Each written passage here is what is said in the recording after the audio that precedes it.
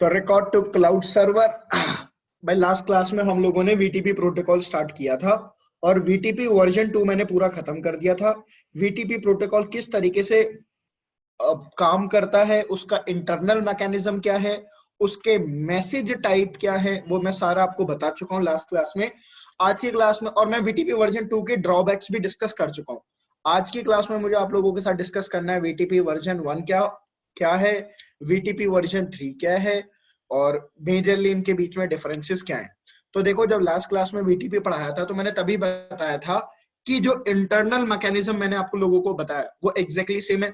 VTP के जो message type है, एक कौन सा होता है, समरी मैसेज, एक होता है सबसेट और एक होता है client advertisement request message.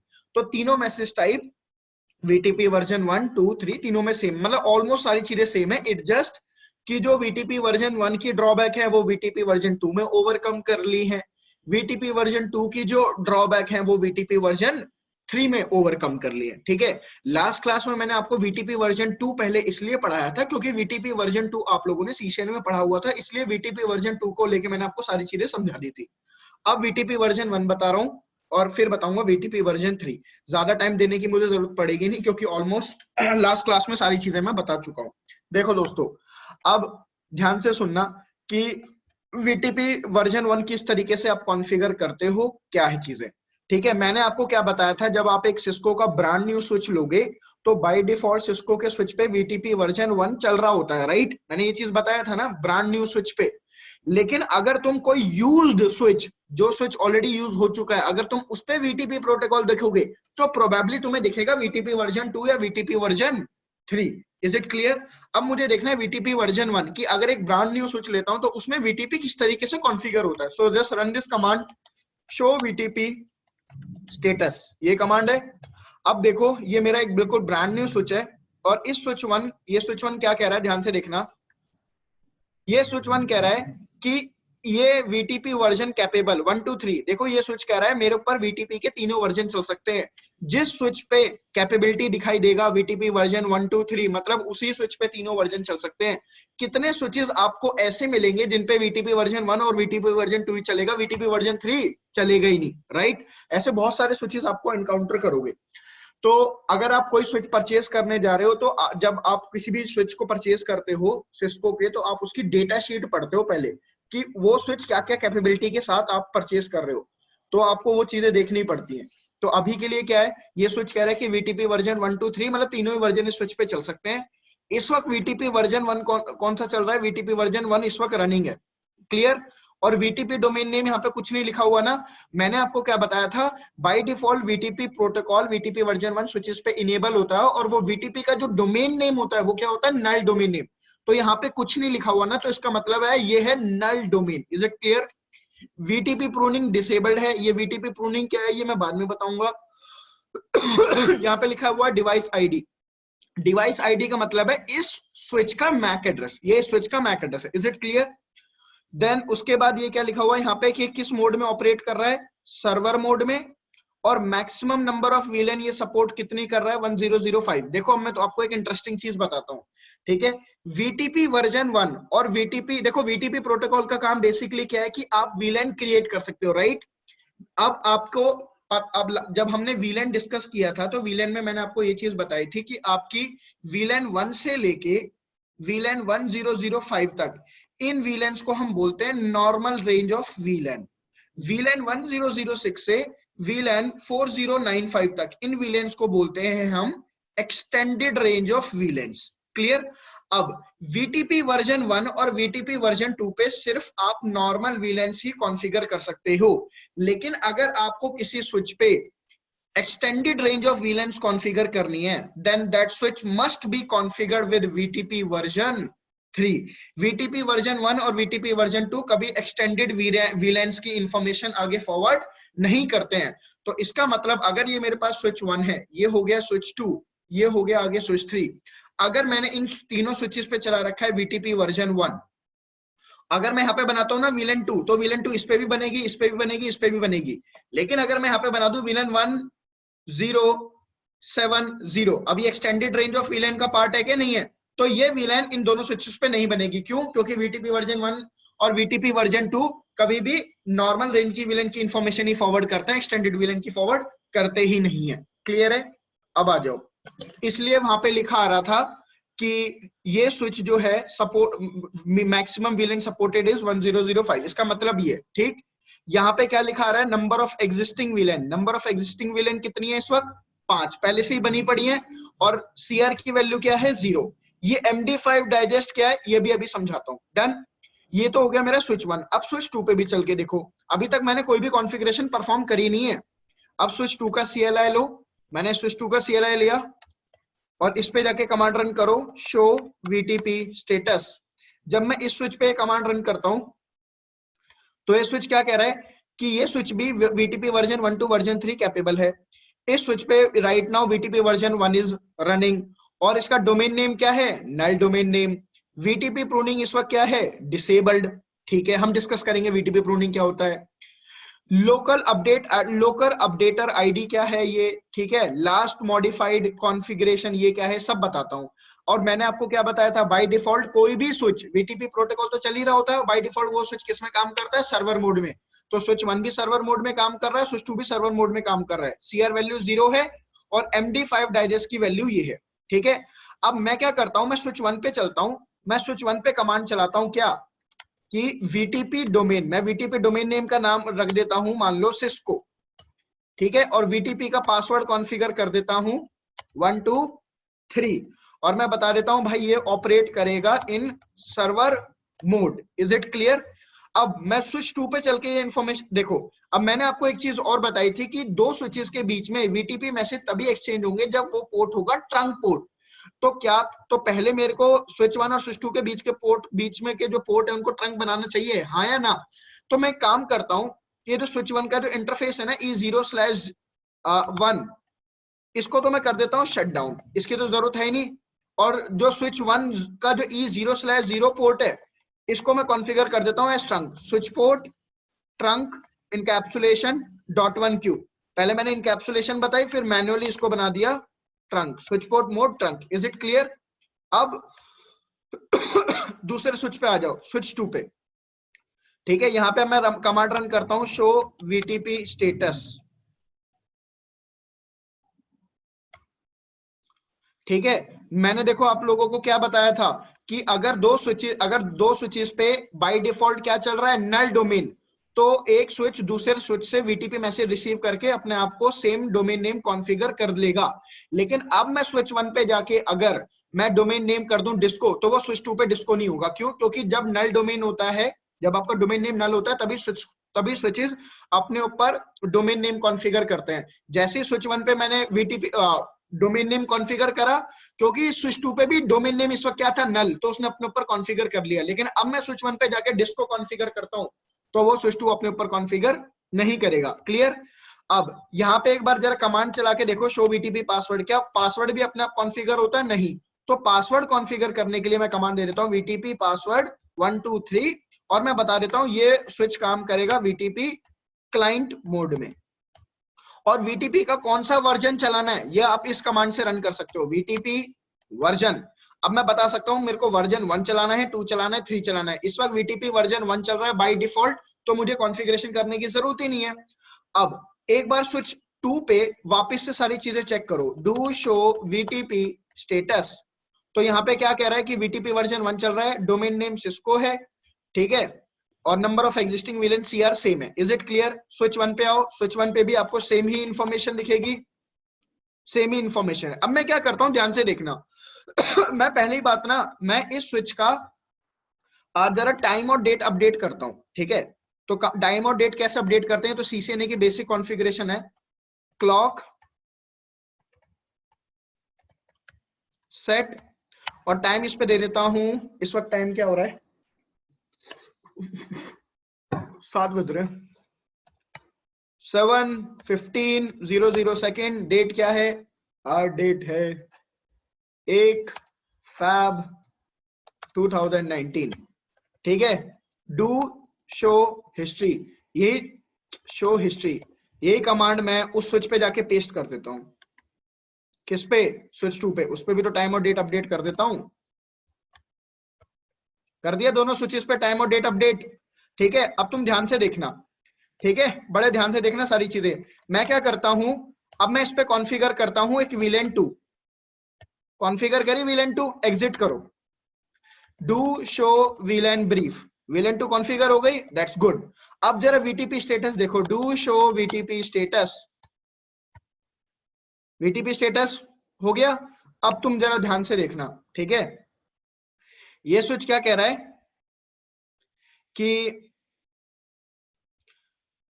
Number of configuration revision value क्या हो गई 1, ये की वैल्यू क्या हो गई 6। यहां तक तो सारी चीजें क्लियर है, ठीक है। अच्छा एक सेकंड, जो मैंने टाइम दिया है तो मैंने 7 दे दिया 6 दे दिया, मैंने दिया है टाइम 7, सही है फिर तो, ठीक है। अब ये इंफॉर्मेशन जरा स्विच 2 पे आके देखो, क्या स्विच 2 पे भी सेम इंफॉर्मेशन आ रही है? डू शो VTP स्टेटस करके देखूं मैं, सॉरी, शो VTP स्टेटस यहाँ पे भी CR वैल्यू 1 हो गई, नंबर ऑफ मतलब वो बन चुका है, ठीक है। अब एक चीज देखना है यहाँ पे, ठीक है, इस स्विच पे आओ, यहाँ पे जो तुम्हारे सामने इंफॉर्मेशन आ रही थी ना, कॉन्फ़िगरेशन लास्ट मॉडिफाइड, मतलब लास्ट कॉन्फ़िगरेशन किस टाइम पे हुई है, तो ये वो इंफॉर्मेशन दिखाता है। रुक जाओ, अब मैं फिर से एक VLAN क्रिएट करता हूँ, VLAN 3, VLAN 4, VLAN 5 क्रिएट कर दी, एग्जिट करो। मतलब मैंने इस मैंने VLAN का डेटाबेस अपडेट करा है, मैं कमांड रन करता हूँ डू शो VTP स्टेटस, ठीक है। तो देखो एक्चुअल में जो मैंने टाइम कॉन्फ़िगर किया था, वो मैंने टाइम कॉन्फ़िगर किया था 7:15 यहाँ पे शायद ये टाइम सही नहीं ले रहा है, नहीं तो डेट तो इसने सही ले रखी है। देखो ये पहले आपके सामने ये दिखा रहा है डे, ये दिखा रहा है मंथ, और ये दिखा रहा है आपको ईयर, ये वाला ये ईयर है, ये आपका मंथ है, और ये डे है। और ये इस वक्त टाइम क्या ले रहा है 6 बज के 1 मिनट, जरा इस पे डू शो क्लॉक करके देखूं क्या टाइम ले रहा है इस वक्त। डू शो क्लॉक 7:17 हो रहे हैं, उसको टाइम ये सही नहीं ले रहा। डू शो VTP स्टेटस, रुको जरा, VLAN 7, VLAN 8, VLAN 9 डेटाबेस हो गया अपडेट, तो शो VTP स्टेटस।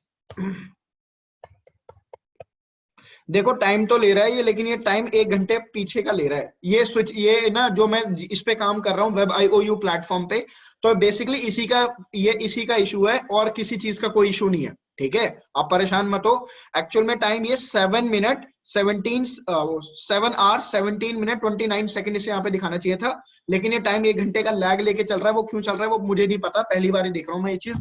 तो यहाँ पे एक्चुअल में वो इन्फॉर्मेशन आती है कि किस टाइम पे इन्फॉर्मेशन अपडेट हुई है, और वही टाइम इस पे शो कर रहा होता है। देखो अगर मैं इस पे कमांड रन करूं, तो ये भी क्या कह रहा है कि मैं भी उसी टाइम पे अपडेट हुआ हूं, समझ में आया? तो ये जो डेट और टाइम है ना, ये इससे पता चलता है कि मैं कितने टाइम पहले मैं अपडेट हुआ हूं। और यहाँ पे लिखा हुआ है ना कॉन्फ़िगरेशन लास्ट मॉडिफाइड, अब ये इंफॉर्मेशन क्या है ये भी बता देता हूं। देखो यहाँ पे क्या लिखा हुआ है, updater identity, local updater ID. Actual में क्या होता है, जो भी सर्वर स्विच होता है ना, वो एक अपना नाम क्रिएट करता है स्विच पे, ठीक है। ये चीज VTP वर्जन 1, वर्जन 2, वर्जन 3 तीनों में ही सेम है। तो बेसिकली होता क्या है, अब अपडेटर आईडी कहां से आती है, जब तक किसी स्विच पे आप एक इंटरफेस पे IP नहीं दे देते, ठीक है, जैसे ही आप एक IP दोगे, वो अपने ऊपर उस IP एड्रेस को मान लेगा अपने खुद की एक ID। देखो मैं क्या करता हूं, मैं एक SVI क्रिएट करता हूं। आई होप CCNA में आपने सीखा होगा कि आप VLAN का एक इंटरफेस बना सकते हो, उसका मैं उस पे फिर मैं नो शटडाउन कमांड चला के उस पे IP एड्रेस दे देता हूं, मान लो 192.168.255.255.255.0 दे दिया मैंने IP एड्रेस, एग्जिट करो जरा। अब जरा देखना डू शो VTP स्टेटस, ठीक है। देखो क्या कह रहा है, लोकल अपडेटर आईडी क्या है 192.168.1.1, समझ में आया? और अगर मान लो मैं ऐसे मल्टीपल इंटरफेस होते इस स्विच पे, मल्टीपल इंटरफेस पे IP होती, तो कौन से इंटरफेस की IP लेता वो? हमेशा जो लोएस्ट IP होती है ना, लोएस्ट VLAN IP, ठीक है, हमेशा वो लेता है वो। तो अभी क्योंकि मैंने एक ही IP दे रखी है, तो इसलिए 192.168.1.1 होगी। अब देखना मैं क्या करता हूं, अब मैं स्विच 2 पे जरा चलता हूं। स्विच 2 पे भी अब इंफॉर्मेशन दिखाएगा क्या, कि उसको जो अपडेट किया है ना, वो किसने अपडेट किया है, उसको भी इंफॉर्मेशन वो यहाँ पे दिखा देगा। क्यों, कब दिखाएगा, जब वो VTP मैसेज भेजेगा। मैं काम करता हूं, मैं एक और VTP VLAN क्रिएट कर देता हूँ यहाँ पे। लो कॉन्फ़िगरेशन रिवीजन बढ़ा, कॉन्फ़िगरेशन रिवीजन 8 हो गई, नंबर ऑफ स्ट्रिंग VLAN 13। अब इस स्विच पे चलो, देखो लास्ट मॉडिफाइड आईडी समझ में आया। तो ये स्विच टू क्या है मेरे पास, क्लाइंट। तो यहाँ पे लिखा है ना configuration last modified by whom, किसने मॉडिफाई करी है, ये उस स्विच की इंफॉर्मेशन होती है जिसने आपकी इंफॉर्मेशन अपडेट करी है, उसका नाम। समझ में आया। और ये डेट और टाइम, किस टाइम पे क्यों। और जो लोकल आईडी होती है ना, देखो क्या, ये देखो ये क्लाइंट है, क्या क्लाइंट के ऊपर कोई ऐसा है लोकल आइडेंटिफायर आईडी, नहीं। लेकिन ये आपका सर्वर है, सर्वर के ऊपर है ना लोकल अपडेटर आईडी। तो जो सर्वर स्विच होते हैं वो ही सिर्फ अपने ऊपर एक यूनिक आइडेंटिटी क्रिएट करते हैं, क्लाइंट स्विच कभी भी अपने ऊपर यूनिक आइडेंटिटी क्रिएट नहीं करता। नलिनी मैम कोई डाउट है यहां तक आपको? सर जब बहुत सारे आईपीस होंगे तो उसमें सबसे मैम देखो लोवेस्ट विलेन हाँ, की आईडी लेगा। मैम उस केस में वो जो लोएस्ट आईपी होगी, लोएस्ट आईपी होगी या लोएस्ट विलेन की आईपी लो होगी? जो देखो यहाँ पे क्या लिखा हुआ है, लोएस्ट वीलैन वीलैन इंटरफेस फाउंड। ठीक है, जो भी आपका लोएस्ट वीलैन का इंटरफेस नंबर होगा ना, उसकी आईपी लेगा वो।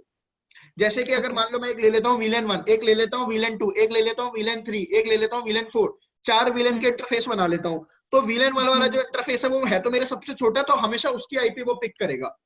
ओके ओके जो ठीक है। लोएस्ट एसवीआई होता है उसकी आईपी पिक होती है। और ओके। हमेशा लोकल अपडेटर आईडी जो होती है वो सिर्फ सर्वर पिक करता है, क्लाइंट कभी भी पिक नहीं करते। नहीं रेहान करते। आपको कोई डाउट यहां तक? No sir. ठीक है दीपक। नहीं सर। तो ये जो इन्फॉर्मेशन बता रहा हूँ ये वीटीपी वर्जन 1, 2, 3 तीनों में ही सेम है, क्योंकि मैंने कल वीटीपी वर्जन 2 पढ़ा रहा था तो मैंने आपको बोला था कि अभी के लिए छोड़ दो। इसलिए बोला था क्योंकि मैं नेक्स्ट क्लास में बताना था। लो मैंने आपको बता दिया कि भाई वो लोकल अपडेटर आईडी क्या होती है। क्लियर है यहां तक? अब मैंने आपको क्या बोला कि जो वीलैन होते हैं, वो जो वीटीपी वर्जन 1 और वीटीपी वर्जन 2, अब तुम देखो वीटीपी वर्जन 2 बिल्कुल सिमिलर है वीटीपी वर्जन की तरह, ऐसा कुछ आपको खास डिफरेंस तो नहीं दिख रहा। अब मैं क्या करता हूँ, एक एक्सटेंडेड रेंज ऑफ वीलैन क्रिएट करता हूँ, वीलैन 2001 क्रिएट कर दी मैंने, एग्जिट करो। अब देखते हैं क्या सीआर वैल्यू बढ़ी। इस वक्त सीआर वैल्यू क्या है 8। अब देखता हूँ सीआर वैल्यू क्या बढ़ी, क्या सीआर वैल्यू बढ़ी? मैंने तो विलन क्रिएट कर दी ना, डू शो विलन ब्रीफ करके देख लो,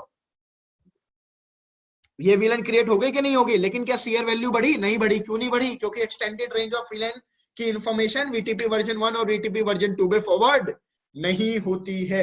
समझ में आया? अब तुम कहोगे सर वीटीपी वर्जन 1 और वीटीपी वर्जन 2 तो एग्जैक्टली एक जैसे ही है, तो वीटीपी वर्जन 1 में ऐसी क्या ड्रॉबैक थी कि आप वीटीपी वर्जन 2 में गए, और फिर वीटीपी वर्जन 2 में क्या ड्रॉबैक है कि हम वीटीपी वर्जन 3 में चले गए, राइट? देखो वीटीपी वर्जन 2 की तो ड्रॉबैक थी, वो तो मैंने आपको कल की क्लास में सारी बता दी थी।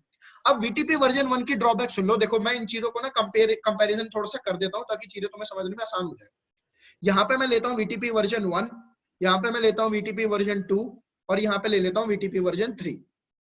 देखो दोस्तों, वीटीपी वर्जन 1 की अगर मैं बात करता हूं तो वीटीपी वर्जन 1 में भी हमारे 3 मोड्स, 4 मोड है बेसिकली। ठीक है, कौन कौन से मोड्स हैं आप लोगों को पता है कौन कौन सा? एक तो सर्वर मोड होता है, एक होता है क्लाइंट मोड, एक होता है ट्रांसपेरेंट मोड, और एक चीज क्या होती है हमारा वीटीपी ऑफ मोड, राइट? ये बताया हुआ है। तो वीटीपी वर्जन 2 में भी सेम 4 ही मोड होते हैं, वीटीपी वर्जन 3 में भी हमारे 4 ही मोड होते हैं। यहां तक चीज क्लियर? मैं तीनों में डिफरेंसेस लिख रहा हूँ, सिमिलैरिटी लिख रहा हूँ, एक साथ चीजें और क्लियर करने के लिए। वीटीपी वर्जन 1 में 3 तरीके के मैसेज होते हैं। कौन कौन से? एक तो हो गया समरी मैसेज, एक हो गया आपका सबसेट मैसेज, और एक हो गया आपका client advertisement request message. Same आपका वीटीपी वर्जन 2 में होगा, सेम आपका वीटीपी वर्जन 3 में होगा, सेम इंफॉर्मेशन। वीटीपी वर्जन 1 में मैं बात करूं तो वीटीपी वर्जन 1 में आप पासवर्ड देखो, वीटीपी वर्जन 1, अब देखो ध्यान से देखते हैं ना सारे डिफरेंसेस। वीटीपी वर्जन 1 के केस में अगर कोई स्विच ट्रांसपेरेंट मोड में काम कर रहा है तो मैंने आप लोगों को क्या बताया था कि ट्रांसपेरेंट मोड वाला जो स्विच होता है वो वीटीपी मैसेज को रिसीव करेगा और साथ में वीटीपी मैसेज को वो फॉरवर्ड भी करेगा। लेकिन वीटीपी वर्जन 1 में क्या होता है कि वीटीपी वर्जन 1 में डोमेन नेम जो होता है दैट मस्ट मैच, तभी वो फॉरवर्ड करेगा। मेरा कहने का मतलब क्या है, ध्यान से सुनो। मैं कहता हूं ये हो गया एक स्विच 1, ये हो गया एक स्विच 2, ये हो गया एक स्विच 3, डन। उसके बाद यहां पे हो गया एक स्विच 4, यहां पे हो गया एक स्विच 5। मैं कहता हूं इस पे डोमेन नेम चल रहा है सिस्को, इस पे डोमेन नेम चल रहा है सिस्को, इस पे डोमेन नेम चल रहा है सिस्को, इस पे डोमेन नेम चल रहा है डिस्को, इस पे डोमेन नेम चल रहा है डिस्को। ध्यान से बात समझना। और सारे स्विचेस पे इस वक्त चल रहा है वीटीपी वर्जन 1। अब सुनना, वीटीपी वर्जन 1 की जो ड्रॉबैक थी सबसे बड़ी, जो क्योंकि हम वीटीपी वर्जन 2 में मूव कर गए, सबसे बड़ी ड्रॉबैक ये है कि अगर मान लो ये स्विच सर्वर है, मान लो इसने वीटीपी मैसेज जनरेट करा, वीटीपी मैसेज जनरेट करके किसको भेजेगा? स्विच 2 को। जब स्विच 2 के पास वीटीपी मैसेज आएगा और वीटीपी वर्जन 1 चल रहा है, तो ये स्विच 2 देखेगा मेरे पास, देखो मैं ट्रांसपेरेंट मोड में काम कर रहा हूं, ठीक है, वो उसे पता है, तो वो कहेगा मैं अपना जो वीलन का डेटाबेस है कभी भी वीटीपी मैसेज के हिसाब से अपडेट नहीं करूंगा। बट मेरे पास मैसेज आया है वीटीपी मैसेज, उसमें डोमेन नेम क्या लिखा हुआ है समरी मैसेज के अंदर? सिस्को। मेरे ऊपर क्या कॉन्फ़िगर है? सिस्को। तो इसका मतलब मैं वो मैसेज आगे फॉरवर्ड करूंगा, वो मैं आगे मैसेज फॉरवर्ड करूंगा अपने सारे ट्रंक पोर्ट से, तो अपने सारे ट्रंक पोर्ट से फॉरवर्ड कर देगा वो। क्लियर? अब लेकिन अगर मैं कहता हूं कि ये स्विच अपना वीटीपी मैसेज भेजेगा, तो स्विच 2 जब रिसीव करेगा, स्विच 2 कहेगा मैंने जो वीटीपी मैसेज रिसीव करा है समरी मैसेज, उसमें डोमेन नेम लिखा हुआ है डिस्को, मेरा क्या है? सिस्को। तो वो वीटीपी मैसेज वो अपने किसी भी ट्रंक पोर्ट से फॉरवर्ड नहीं करेगा। क्यों? क्योंकि वीटीपी वर्जन 1 में डोमेन नेम मैच होना चाहिए, ये ड्रॉबैक थी वीटीपी वर्जन 1 में। लेकिन वीटीपी वर्जन 2 में जो ट्रांसपेरेंट मोड में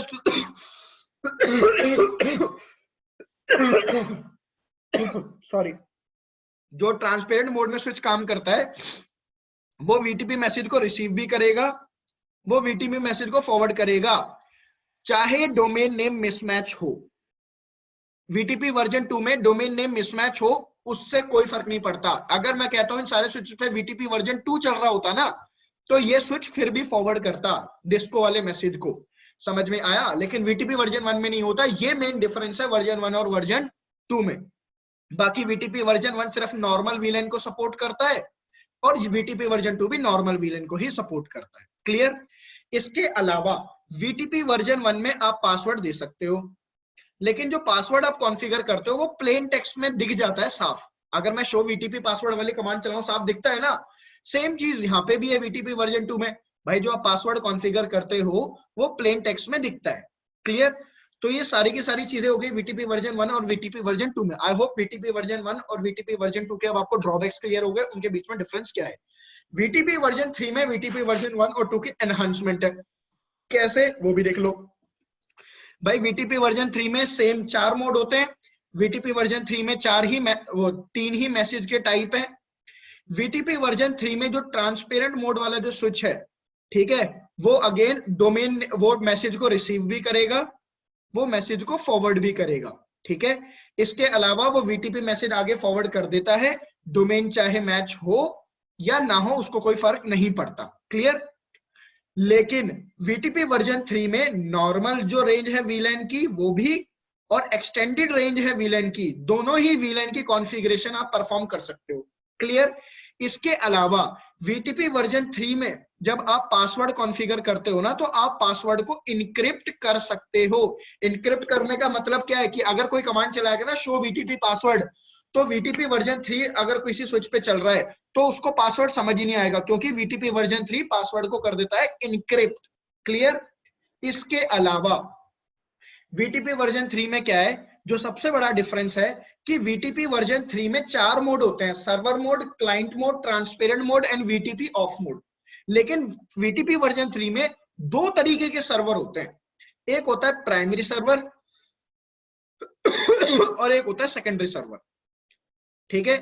तो जितनी भी कॉन्फ़िगरेशन परफॉर्म होती है वो प्राइमरी सर्वर के अकॉर्डिंग ही होती है। देखो वीटीपी वर्जन 1 और 2 में ड्रॉबैक क्या है कि मल्टीपल सर्वर हो सकते हैं, लेकिन वीटीपी वर्जन 3 में मल्टीपल सर्वर हो ही नहीं सकते। ठीक है? बाय डिफॉल्ट सारे के सारे जो स्विचेस होते हैं वो क्या होते हैं? Secondary server. ठीक है? और अगर आपने किसी को प्राइमरी सर्वर बना दिया वीटीपी वर्जन 3 में, तो प्राइमरी सर्वर एक ही होता है। वीटीपी वर्जन 3 में मल्टीपल प्राइमरी सर्वर नहीं होते। वीटीपी वर्जन 1 और 2 में ड्रॉबैक क्या थी कि जिसकी सीआर वैल्यू बड़ी होगी वो टोपोलॉजी में इफेक्ट डाल देता है, अगर आपको लास्ट क्लास याद हो तो। लेकिन वीटीपी वर्जन 3 में जो भी प्राइमरी सर्वर होगा उस पे जो सीआर वैल्यू चल रही होगी बस वही इफेक्ट डालता है। अगर किसी और क्लाइंट की सीआर वैल्यू बड़ी भी हो जाए ना, जैसे मैंने आपको करके दिखाया था लास्ट क्लास में प्रैक्टिकल में, तो भी कोई फर्क नहीं पड़ेगा वीटीपी वर्जन 3 में। लेकिन वीटीपी वर्जन 1 और 2 में फर्क पड़ जाता है। ये है मेन डिफरेंसेस। नलिनी मैम कोई डाउट है? नो सर, क्लियर है। दीपक नहीं सर। बेटा ध्यान फिर बोल रहा हूँ, पूछ लो अगर कुछ चीज नहीं समझ में आ रही है, कुछ डाउट है तो। नहीं अभी तक तो नहीं है। पक्का? हाँ sir. Rehan Khan yes sir. Clear है चीजें? Yes yes. अरे तुम्हारा सर SCL अभी तो इंटरव्यू कैसा रहा? इंडस्ट्रीज में हाँ सर आप सर। बोलिए। रेहान तुम्हारा इंटरव्यू कैसा रहा SCL का? सर अभी तो 9 को है ना सर अभी। अच्छा अच्छा चलो कोई नहीं। हाँ क्या कह रहे थे मैम आप? मैं कह रही थी कि वर्जन 1 और 2 का तो फिर अभी कोई यूज नहीं होगा ना नहीं इंडस्ट्रीज मैम, में, क्योंकि इसमें इंडस्ट्रीज तो में बहुत VTP सारे। वर्जन, मैम इंडस्ट्रीज में VTP वर्जन 2 या 3 यूज होता है, डिपेंड करता है। अगर मान लो उनके प्रोडक्शन एनवायरनमेंट में extended range of VLAN use कर ही नहीं रहे वो, तो डिपेंड करता है वो VTP वर्जन 2 यूज कर रहे होंगे फिर। ओके, बट बाय तो डिफॉल्ट जो बाय स्विचेस डिफॉल्ट आते VTP हैं वर्जन 1 चल रहा होता है स्विचेस पे। 1 ही चलता है। ओके। हाँ, लेकिन VTP वर्जन 1 कोई यूज कॉन्फ़िगर नहीं करता, VTP वर्जन 2 या 3 ही कॉन्फ़िगर होता है। बस आपको एक कमांड ही तो चलानी है, VTP वर्जन 3, VTP वर्जन 3 हो जाएगा, वो 2 हो जाएगा। ठीक है, हाँ तो अब देख लो ठीक। VTP वर्जन 3 की कॉन्फ़िगरेशन किस तरीके से होंगी। वापस अपनी टोपोलॉजी पे आ जाओ। अब मैंने आपको क्या बोला कि VTP वर्जन, चलो देखो मैं क्या करता हूँ, इसको करता हूँ VTP वर्जन 3, कर दिया VTP वर्जन 3। पहले इस स्विच पे क्या चल रहा था, VTP वर्जन 1, अब इस स्विच पे क्या कर दिया, VTP वर्जन 3। तो अब देखना है, अगर मैं ये कमांड चलाता हूं डू शो VTP स्टेटस, तो CR वैल्यू वापस 0 हो गई। तो इसका मतलब अगर आप किसी स्विच का VTP वर्जन चेंज करते हो तो CR वैल्यू वापस क्या हो जाएगी, 0। अब ये स्विच क्या कह रहा है कि VTP वर्जन कौन सा चल रहा है इस पे, 3। डोमेन नेम मैंने ऑलरेडी कॉन्फ़िगर कर चुका था सिस्को, ठीक है। ये इस स्विच की आईडी है, इस स्विच का मैक एड्रेस है, ठीक। और वो क्या कह रहा है, ये स्विच इस वक्त कैसे ऑपरेट कर रहा है, एज सर्वर। लेकिन कौन सा सर्वर, सेकेंडरी सर्वर, ये अभी प्राइमरी सर्वर नहीं है। VTP वर्जन 3 में अगर कोई स्विच ऑपरेट करता है बाय डिफॉल्ट, अगर आप VTP का मोड नहीं बताते तो बाय डिफॉल्ट सेकेंडरी सर्वर होता है। नंबर ऑफ एग्जिस्टिंग विलन कितनी है, 13, क्योंकि पहले से इतनी विलन बनी पड़ी है। और number of existing extended VLAN, extended VLAN एक 2001 मैंने बनाई हुई है ना, वो देखो यहाँ पे बनी हुई है, ठीक है। अब ये क्या कह रहा है, मैक्सिमम वीलन सपोर्टेड 4096, और VTP वर्जन 1 और 2 में क्या कह रहा था, सपोर्टेड वीलन 1005। डिफरेंस क्लियर है? अब ये स्विच क्या कह रहा है, जो ये देखो, ये जो इन्फॉर्मेशन है ना, CR वैल्यू 0 आप लोगों को पता है। ये जो इन्फॉर्मेशन है प्राइमरी आईडी, ये उस स्विच की मैक एड्रेस होगा जो कि प्राइमरी सर्वर होगा। अभी कोई प्राइमरी सर्वर है नहीं, तो इसलिए ये मैक एड्रेस क्या पड़ा हुआ है, खाली। क्लियर? अब मैं स्विच 2 पे चलता हूं, ये हो गया मेरा स्विच 2, और इस स्विच 2 का भी मैं जो मैक इस पे भी मैं कॉन्फ़िगर कर देता हूं VTP वर्जन 3। VTP वर्जन 3 करा, do show VTP status command चलाओ, तो वो VTP स्टेटस वाली कमांड चलाता हूँ इस स्विच 2 पे। तो क्या कह रहा है भाई, VTP वर्जन 3 चल रहा है, डोमेन नेम सिस्को है, और मैं क्या हूं, क्लाइंट। देखो वो क्लाइंट इसलिए बना हुआ यहाँ पे दिखा रहा हुआ है क्योंकि मैंने पहले VTP वर्जन 1 कॉन्फ़िगर कर रखा था इस पे, और इसको क्लाइंट बना रखा था। लेकिन अगर ये कोई नया स्विच होता ना, तो बाय डिफॉल्ट किस में कॉन्फ़िगर होता है, VTP सर्वर मोड में। और कौन से सर्वर मोड में, सेकेंडरी सर्वर में। समझ में आया? अब देखो मैं इसको अगर सर्वर बनाता भी हूं ना, यहाँ पे VTP server, VTP mode server, तो सर्वर बन गया होगा ये। लेकिन ये कौन सा सर्वर बना होगा, अभी भी ये सेकेंडरी सर्वर है, प्राइमरी सर्वर तो अभी कोई भी नहीं बना हुआ। देख लो, प्राइमरी सर्वर की कोई इंफॉर्मेशन है नहीं। अब मैं अगर यहाँ पे कमांड चलाता हूँ डू शो VTP पासवर्ड, तो पासवर्ड जो पहले से मैंने VTP वर्जन 1 में कॉन्फ़िगर हुआ था, ये वही कॉन्फ़िगर हुआ पड़ा है अभी तक। अब मैंने क्या कहा था कि VTP वर्जन 3 में पासवर्ड को आप इनक्रिप्ट भी कर सकते हो, करके दिखाऊं, VTP पासवर्ड 1 2 3, और आगे क्वेश्चन मार्क लगाओ। यहाँ पे लिखा आ रहा है ना हिडन एंड सीक्रेट, तो मैं इसको कर देता हूँ सीक्रेट। उसके बाद अब मैं कमांड चलाता हूँ डू शो VTP पासवर्ड। रुक जाओ यार, ये ना, ये जो इशू है ना, ये बस उसी का ही है आपके, ठीक है। अब देखना जरा, do show VTP password command चलाता हूं। आप हिडन और सीक्रेट फीचर दोनों ही यूज कर सकते हो, दोनों ही अब आपके पासवर्ड को इनक्रिप्ट करते हैं। मैंने ये फीचर यूज करा, VTP पासवर्ड 1 2 3, और आगे यूज कर दिया हिडन। पासवर्ड क्या हो गया, इनक्रिप्ट। यही चीज मैं स्विच 1 पे भी जाके कर देता हूँ। VTP पासवर्ड क्या है मेरा, 1 2 3, और आगे लिख देता हूँ हिडन, कि मेरे पासवर्ड को हाइड कर दो। हाइड वो कैसे करेगा भाई, पासवर्ड को इनक्रिप्ट कर देगा। यही VTP वर्जन 1 और 2 में ड्रॉबैक थी कि VTP का पासवर्ड प्लेन टेक्स्ट में लिख जाता है, लेकिन VTP वर्जन 3 में हम पासवर्ड को इनक्रिप्ट कर सकते हैं। इसके अलावा अब ये स्विच क्या है मेरा, सेकेंडरी स्विच, और दूसरा स्विच 2 है, वो भी मेरा क्या है, सेकेंडरी स्विच। अब किसी ना किसी को तो प्राइमरी बनाना पड़ेगा ना, तो मैं स्विच 1 को प्राइमरी बनाता हूं। अब यहाँ पे प्राइमरी कैसे बनाओगे, एग्जिट करो, अब आप आगे प्रिविलेज मोड में, प्रिविलेज मोड में आके लिखो VTP प्राइमरी, एंटर करो। अब ये स्विच क्या कह रहा है कि ये स्विच को अगर आपको प्राइमरी सर्वर बनाना है तो पासवर्ड बताओ। पासवर्ड है 1 2 3, एंटर करो।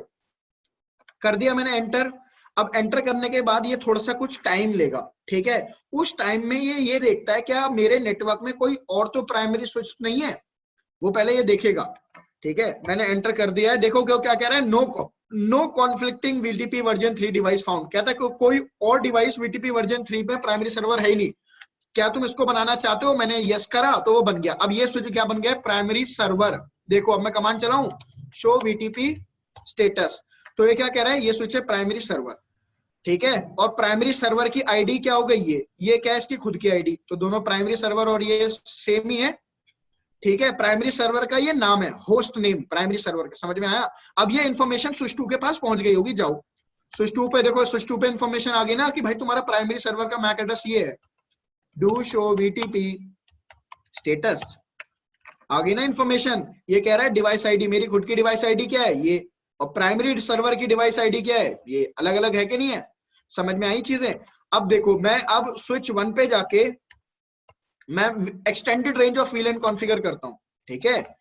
VLAN 3001, एग्जिट करो। Do show VTP status, CR value increment हुई कि नहीं हुई, हो गई ना इंक्रीमेंट। तो इसका मतलब इसकी इंफॉर्मेशन स्विच 2 के पास पहुंची होगी। देखो do show VTP status, CR value हो गई 2। और जरा देखना डू शो VLAN ब्रीफ करके, डू शो VLAN ब्रीफ, देखो जरा तुम VLAN 3001 बन गए ना। तो ये चीज एक्सटेंड, ये VTP वर्जन 3 में ही पॉसिबल है, VTP वर्जन 1 और 2 में ये चीज पॉसिबल है ही नहीं। क्लियर।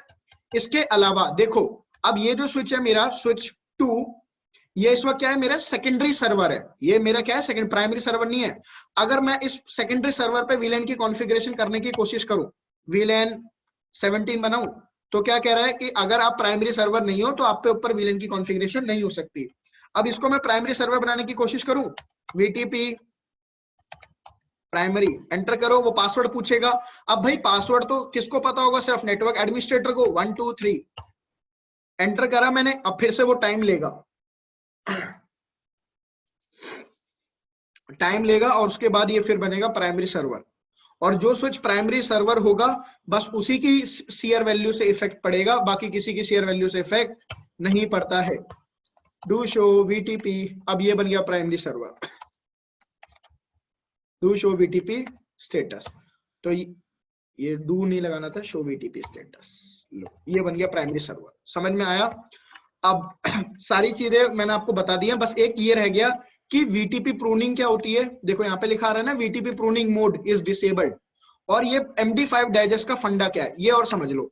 देखो अगर मैं इस वक्त स्विच 1 पे चलता हूँ, इस वक्त स्विच 2 क्या है मेरा सर्वर, स्विच 2 मेरा सर्वर है, तो उस पे इस वक्त सीआर वैल्यू क्या है 2, प्राइमरी सर्वर है ना स्विच 2, तो देखो इस पे सीआर वैल्यू क्या है 2। और यहाँ पे MD5 की वैल्यू क्या है, ये नंबर ऑफ एग्जिस्टिंग VLAN कितनी है 13। अब यही इंफॉर्मेशन अगर मैं दूसरे स्विच पे देखूं जो कि पहले तो क्या था प्राइमरी सर्वर, अब ये वापस क्या बन गया होगा सेकेंडरी सर्वर, उस पे भी सीआर वैल्यू क्या है 2, नंबर ऑफ एग्जिस्टिंग VLAN 13। और तुम ये देखो क्या MD5 की डाइजेस्ट की वैल्यू क्या दोनों स्विच पे सेम नहीं है। देखना जरा इस चीज को ध्यान से। ये स्विच देखो, ये है मेरा स्विच 1 ये वाला, और ये है स्विच 2। स्विच 2 और स्विच 1 पे MD5 की डाइजेस्ट की वैल्यू सेम है ना। अब मैं क्या करता हूं, मैं जो मेरा स्विच 1 है 2 है ना, मेरा जो प्राइमरी सर्वर है, इसका जरा मैं VTP पासवर्ड चेंज कर देता हूं। VTP password 321 hidden, password change हो गया। मतलब अब जो सर्वर है प्राइमरी सर्वर, और जो दूसरा क्लाइंट है, क्लाइंट कह लो या सेकेंडरी सर्वर कह लो, उसको आप क्लाइंट बना दो चाहे तो। लो मैं इसको क्लाइंट बना देता हूँ, VTP मोड क्लाइंट, क्लाइंट बना दिया। अब मैं क्या कह रहा हूं, जो आपका VTP जो सर्वर है उसका पासवर्ड है 322, और जो VTP क्लाइंट है उसका पासवर्ड है 123। अब तुम कहोगे सर MD5 का यहाँ पे रोल क्या है, देखना है MD5 का रोल क्या है। अब मैं जरा ना VLAN की कॉन्फ़िगरेशन करता हूँ, VLAN 100 कॉन्फ़िगर करी, एग्जिट करो जरा एक second. VTP VLAN configuration is not allowed when the device is not primary server। Primary server ही तो है इस वक्त। ये क्या हुआ है सर, ये इंफॉर्मेशन क्यों दे रहा है, do show VTP status server है ये, तो प्राइमरी सर्वर कौन बना पड़ा हुआ है? Switch 1 do show VTP status, ये क्लाइंट है, ये सर्वर है, जरा इसको प्राइमरी सर्वर बनाने दो। वीटीपी प्राइमरी 322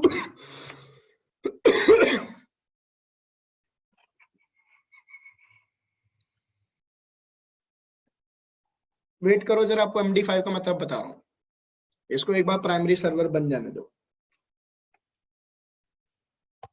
ठीक है, बन गया ये प्राइमरी सर्वर। जरा देखो शो वीटीपी स्टेटस, यही प्राइमरी सर्वर है। और इस वक्त सीआर की वैल्यू क्या है? इस वक्त सीआर की वैल्यू है 1। ठीक है, और ये मेरी क्या है? MD5 की वैल्यू। जरा मेरे को एक बार ना VLAN क्रिएट करने दो फिर से। VLAN 200 एग्जिट करो, एग्जिट करो। सीआर वैल्यू बड़ी होगी, पक्की बात है, सीआर वैल्यू हो गई 2 और ये आपकी MD5 की डाइजेस्ट की वैल्यू है।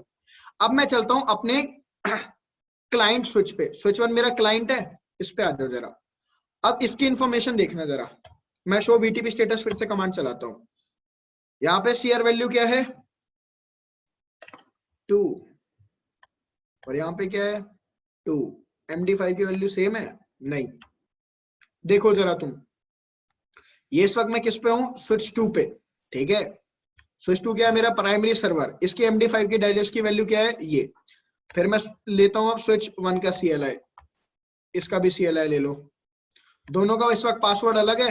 ये हो गया मेरा switch 1 do show VTP status. इसका ये क्या है? इसकी MD5 डाइजेस्ट की वैल्यू ये रही। ठीक, और इसकी लाओ। ओके, ये कौन सा हो गया? ये हो गया मेरा स्विच 2। जरा स्विच 2 पे एक और VLAN क्रिएट करना, तो इसकी सीआर वैल्यू बढ़ाने दो। VLAN 300, VLAN 300 लो, एग्जिट करो जरा।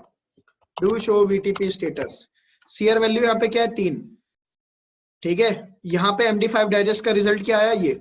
अब मैं यहाँ पे फिर से कमांड रन करता हूँ, do show VTP status. CR value क्या है? 2। MD5 डाइजेस्ट की वैल्यू क्या है? ये। तुम देखो यहाँ पे सीआर वैल्यू बढ़ी? नहीं बढ़ी, यहाँ पे बढ़ गई। क्यों? ध्यान से सुनना, क्योंकि ये प्राइमरी सर्वर था मेरे स्विच 2, तो आपने इस पे जब VLAN की कॉन्फ़िगरेशन करी तो इसने अपनी सीआर वैल्यू बढ़ा ली। और जब भी कोई स्विच पे आप क्या करते हो, कोई भी VLAN की कॉन्फ़िगरेशन करते हो, तो वो समरी मैसेज जनरेट करेगा। समरी मैसेज पे क्या रन करेगा? Checksum algorithm. चेकसम एल्गोरिथम का रिजल्ट क्या होगा? वो इस समरी मैसेज के अंदर डाल देगा। अब जब ये स्विच 1 के पास VTP मैसेज आएगा, तो वो स्विच उस समरी मैसेज पे रन करेगा चेकसम एल्गोरिथम। अब वो अपना रिजल्ट देखेगा, इसका रिजल्ट आ गया 0x1b, इसका रिजल्ट अंदर लिखा हुआ है 0x1a, तो इस स्विच 1 को पता चल जाएगा कि मेरी चेकसम एल्गोरिथम का रिजल्ट अलग है और इसमें जो चेकसम एल्गोरिथम का रिजल्ट आ रहा है वो अलग है। तो इसका मतलब ये वो इंफॉर्मेशन नहीं है जो कि मुझे सोर्स ने भेजी है। मतलब एल्गोरिथम का जो रिजल्ट है वो सेम आना चाहिए, तभी ये वाला स्विच अपनी इंफॉर्मेशन को अपडेट करेगा। अब देखो, ये हो गया स्विच 2। स्विच 2 पे MD5 का रिजल्ट ये आ रहा है और यहाँ पे MD5 का रिजल्ट ये आ रहा है, इसलिए ये अपने आप को अपडेट नहीं कर रहा। क्यों? क्योंकि VTP पासवर्ड अलग है। अब तुम कहोगे सर पासवर्ड अलग होने से क्या हो गया? देखो, हुआ ये कि जब आपने स्विच पे VTP पासवर्ड कॉन्फ़िगर करा 322, तो वो पासवर्ड 322 वो इसके अंदर डालता है। ठीक है, समरी मैसेज के अंदर, और उसके बाद चेकसम एल्गोरिथम रन करता है। उसका रिजल्ट आ गया 0x1a, लिख दिया अंदर। फिर जब इस स्विच के पास वो मैसेज आया तो वो चेकसम एल्गोरिथम तो रन करेगा, लेकिन जो इस पे VTP पासवर्ड आपने कॉन्फ़िगर कर रखा है 123, वो इसको अंदर डालेगा 123 और फिर रन करेगा चेकसम एल्गोरिथम। अब इसका रिजल्ट तो ऑब्वियस सी बात है अलग आएगा, तो अलग आ रहा है तो वो कह रहा है कि जो अंदर मेरे पास मैसेज आया है उसमें चेकसम एल्गोरिथम के रिजल्ट अलग है, मेरा रिजल्ट अलग है, इसलिए वो अपने आप को अपडेट नहीं कर रहा। समझ में आया? तो MD5 डाइजेस्ट का ये रोल है यहाँ पे कि दोनों स्विचेस अपने आप को तभी अपडेट करेंगे जब MD5 का रिजल्ट मैच करेगा। अब मैं जब इसका पासवर्ड, आपका जो स्विच 1 है, इसका भी मैं पासवर्ड वही कर दूं, VTP पासवर्ड 322, तभी अपने आप को अपडेट कर लेगा। लेकिन ये कब अपडेट करेगा? जब ये 300 सेकंड बाद इसको समरी मैसेज भेजेगा, फिर इसको पता चलेगा कि हाँ भाई मैं अपडेटेड नहीं हूं, फिर ये अपडेट होगा। देखो VTP वर्जन की वैल्यू 3 हो गई और ये देखो, अब तुम देखो दोनों, अब अलग क्यों लिखा रहा है यार, 0xb00 और यहाँ पे अभी अपडेट नहीं हुआ। देखो इसने अभी तक अपने आप को अपडेट नहीं करा स्विच 1 ने, कब अपडेट करेगा वो? जब ये वाला स्विच अपना आप क्या भेजेगा, अपना प्राइम अपना समरी मैसेज भेजेगा, क्योंकि जब पहली बार देखो हुआ क्या है यहाँ पे कि अपने आप को अपडेट क्यों नहीं कर रहा कुछ नहीं है, थ्योरेटिकल में कल पढ़ा चुका हूँ। देखो बस थोड़ा सा चीजें तुम लोग कॉम्प्लेक्स कर रहे होगे, मुझे पता है। फटाफट चालू हो ये सॉफ्टवेयर। हाँ भाई ये देखो, ये स्विच था पहले प्राइमरी सर्वर, ये स्विच था सेकेंडरी सर्वर, या इसको क्लाइंट मान लो तुम। तो इस पे पासवर्ड था 322, इस पे पासवर्ड था 123। मैंने इस पे वीलैन क्रिएट करी, वीलैन क्रिएट करी तो सीआर वैल्यू हो गई 3। तो ये मैसेज जनरेट करेगा समरी मैसेज, उसके बाद जनरेट करेगा पीछे से सबसेट मैसेज, उसके समरी सबसेट और समरी जनरेट करने के बाद उसके अंदर ये वीटीपी पासवर्ड डाल देगा 322 और फिर रन करेगा इस पे चेकसम एल्गोरिथम। चेकसम एल्गोरिथम का रिजल्ट आ गया 0x1a, वो इसके मैसेज के अंदर लिख दिया और ये मैसेज दोनों मैसेज कर दिए फॉरवर्ड। इसको जब फॉरवर्ड हुआ तो इस क्लाइंट ने जब मैसेज रिसीव करा तो इन समरी मैसेज जो इसको रिसीव हुआ उसके अंदर पहले वो डालेगा वो पासवर्ड 123 जो इसके ऊपर चल रहा है, फिर रन करेगा चेकसम एल्गोरिथम। अब इसका रिजल्ट आया 0x1b, इसने देखा मेरा रिजल्ट और जो अंदर पैकेट के अंदर रिजल्ट लिखा वो है अलग, तो इसने पैकेट को करा डिस्कार्ड, इस पैकेट को करा डिस्कार्ड। Is it clear? लेकिन ये स्विच तो हर 300 सेकंड में समरी मैसेज तो भेजेगा ना, और हर बार क्या हो रहा है, हर बार जो MD5 का रिजल्ट है वो मिसमैच हो रहा है, तो ये पैकेट को ड्रॉप करता जा रहा है। अब आपने इसका VTP पासवर्ड कर दिया 322, लेकिन ये कब अपडेट होगा, जब ये फिर से अपना 5 मिनट बाद समरी मैसेज भेजेगा और फिर ये देखेगा अपने उस पे कि इसमें CR वैल्यू क्या है 3, लेकिन CR वैल्यू 3 देखने से पहले वो पहले इस पे MD5 रन करेगा। MD5 का रिजल्ट अब इसका भी सेम आएगा, इसका भी सेम आएगा, क्यों? क्योंकि पासवर्ड सेम हो गया। तब ये इसको भेजेगा एक क्लाइंट रिक्वेस्ट एडवर्टाइजमेंट पैकेट, फिर ये इसको भेजेगा एक सबसेट मैसेज और फिर अपडेट होगा। यहाँ पे ये प्रोसेस हुआ है, इसलिए डिले आ रहा है। ये तो हो गया स्विच 2 और ये क्या हो गया स्विच 3। देखना जरा इसने आपको अपडेट किया, अभी तक नहीं अपडेट किया। 5 मिनट का टाइम बहुत होता है, तो ये अपने आप को इस तरीके से अपडेट कर लेगा। समझ में आया? नलिनी मैम कोई डाउट है आपको? No sir. पक्का? हाँ, आफ्टर 5 मिनट्स रिजल्ट सेम आ जाएगा तो नहीं? हाँ रिजल्ट सेम आ जाएगा। वो देखो ये तो पता चल गया ना क्यों रिजल्ट अभी मिसमैच कर रहा है वो। हाँ हाँ ठीक है। हाँ भाई कोई डाउट है दीपक? नहीं सर। पक्का? हाँ सर। रेहान? नो सर, समझ में आ रहा है। अच्छा मेरी कसम खाना जा रहा है। खाओ बेटा, खाओ बेटे, लगा दिए तुमने हमारे, मेरे तो एल लग गए। गया भाई मैं, अब से कल से तुम्हें कोई और ट्रेनर मिलेगा। रेहान ने मार दिया मुझे। चलो यार, यहाँ पे हो गया VTP प्रोटोकॉल। खत्म होने से पहले एक चीज और याद आ गई मुझे कि VTP प्रूनिंग क्या होती है। हाँ भाई देखो बाय डिफॉल्ट क्या होता है VTP का, चाहे कोई सा भी वर्जन हो, चाहे वर्जन 1 हो, चाहे वर्जन 2, चाहे वर्जन 3, VTP प्रूनिंग क्या होती है? डिसेबल्ड। अब VTP प्रूनिंग का सेंस क्या बनता है वो समझो कि VTP प्रूनिंग की डिसेबल है तो उसको इनेबल कैसे करना है। आपको VTP प्रूनिंग हमेशा इनेबल करनी होती है। क्यों?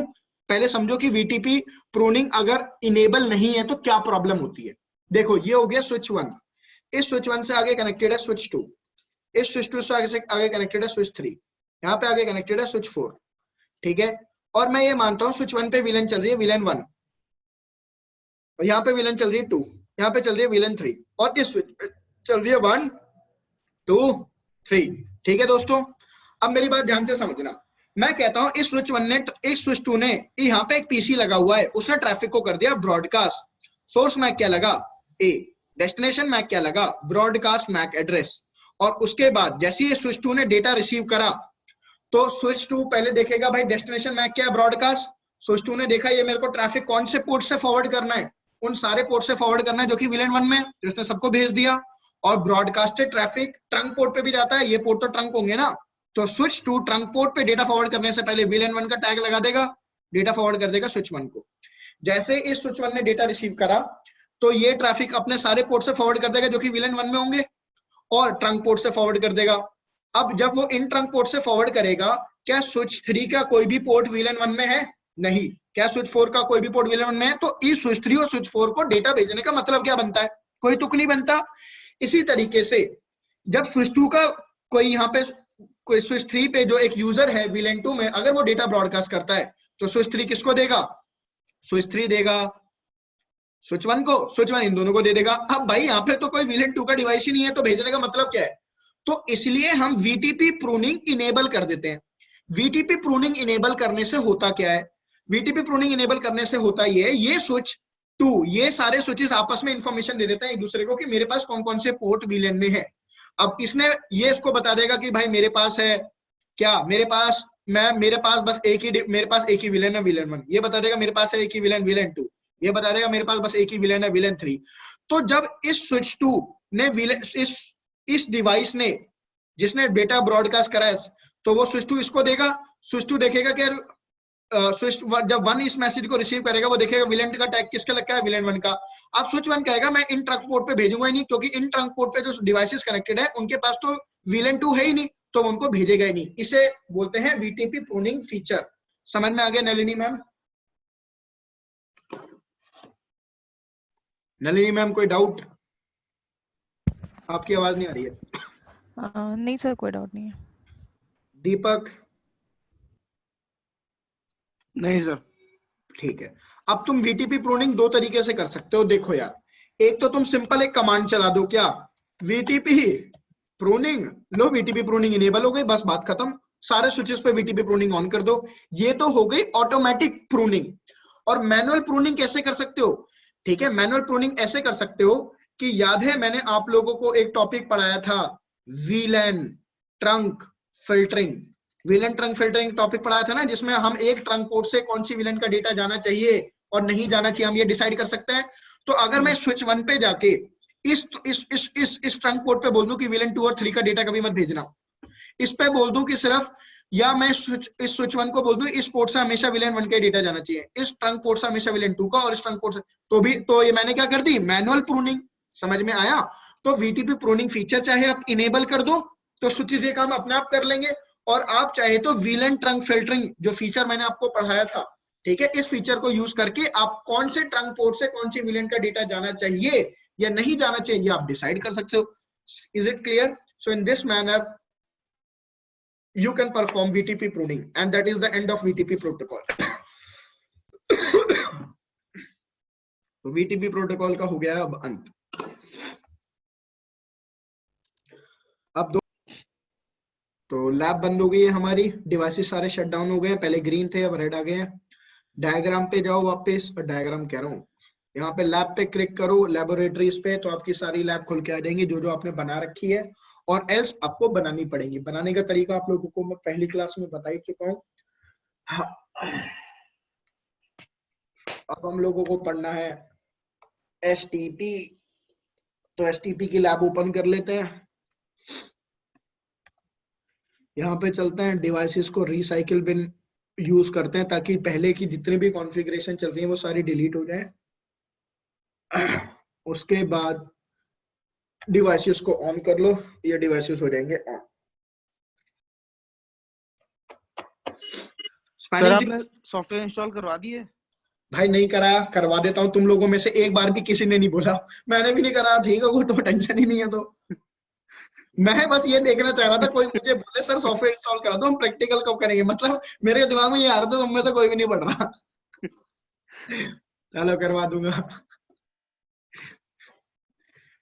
पहली बात तो अपने सिस्टम पे VMware जो मैंने आप लोगों को मेल किया हुआ है उसको इंस्टॉल कर लो, और WebIOU मैंने आपको एक पूरा फोल्डर दिया हुआ है, 4.5-5 GB का फोल्डर है, उसको डाउनलोड कर लो।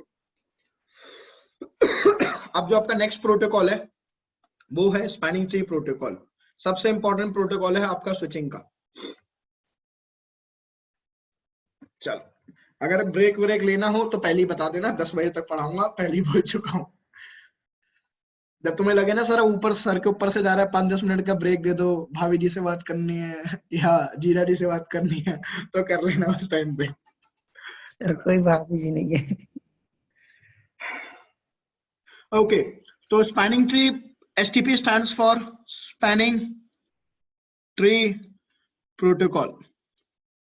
अब स्पैनिंग ट्री प्रोटोकॉल का काम क्या है बेसिकली, देखो पता है स्विचिंग क्यों इसलिए इजी होती है, क्योंकि स्विचेस पे ऑलरेडी सारे प्रोटोकॉल पहले से चल रहे होते हैं। मैक टेबल स्विच खुद बनाते हैं, VLAN 1 ऑलरेडी बनी हुई होती है, डीटीपी प्रोटोकॉल ऑलरेडी चल रहा है, वीटीपी प्रोटोकॉल ऑलरेडी चल रहा है, सब पढ़ चुके हैं। अब even spanning tree protocol is by default enable on all switch ports.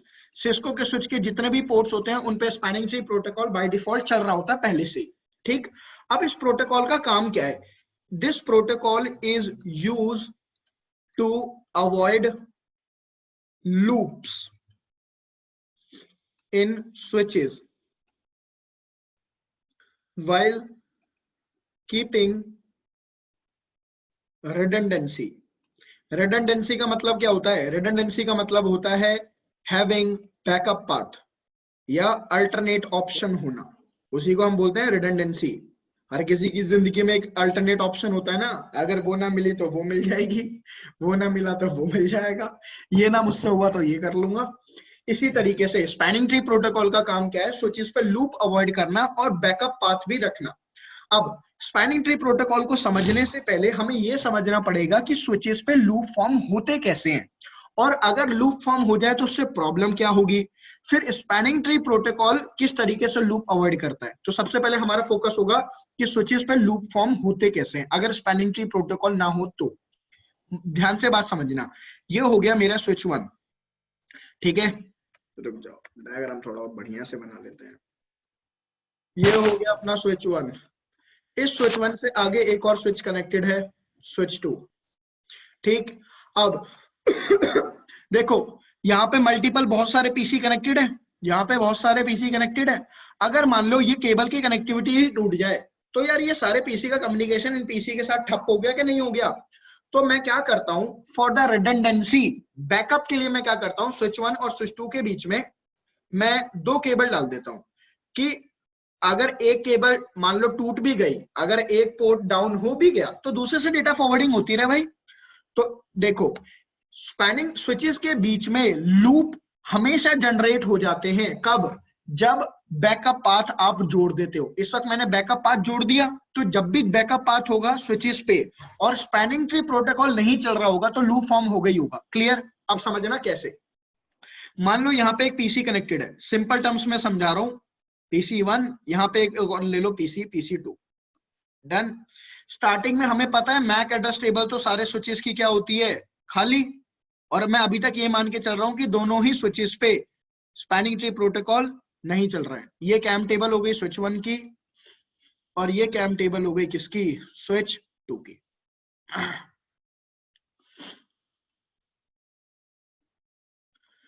इसके यहाँ पे मान लो पोर्ट 1, यहाँ पे मान लो पोर्ट 2, इसका नाम है पोर्ट 3, इसका नाम है पोर्ट 4, इसका नाम है पोर्ट 5, इसका नाम है पोर्ट 6। स्टार्टिंग में कैम टेबल होती है खाली, तो स्विचेस पे एंट्री पड़ी है खाली।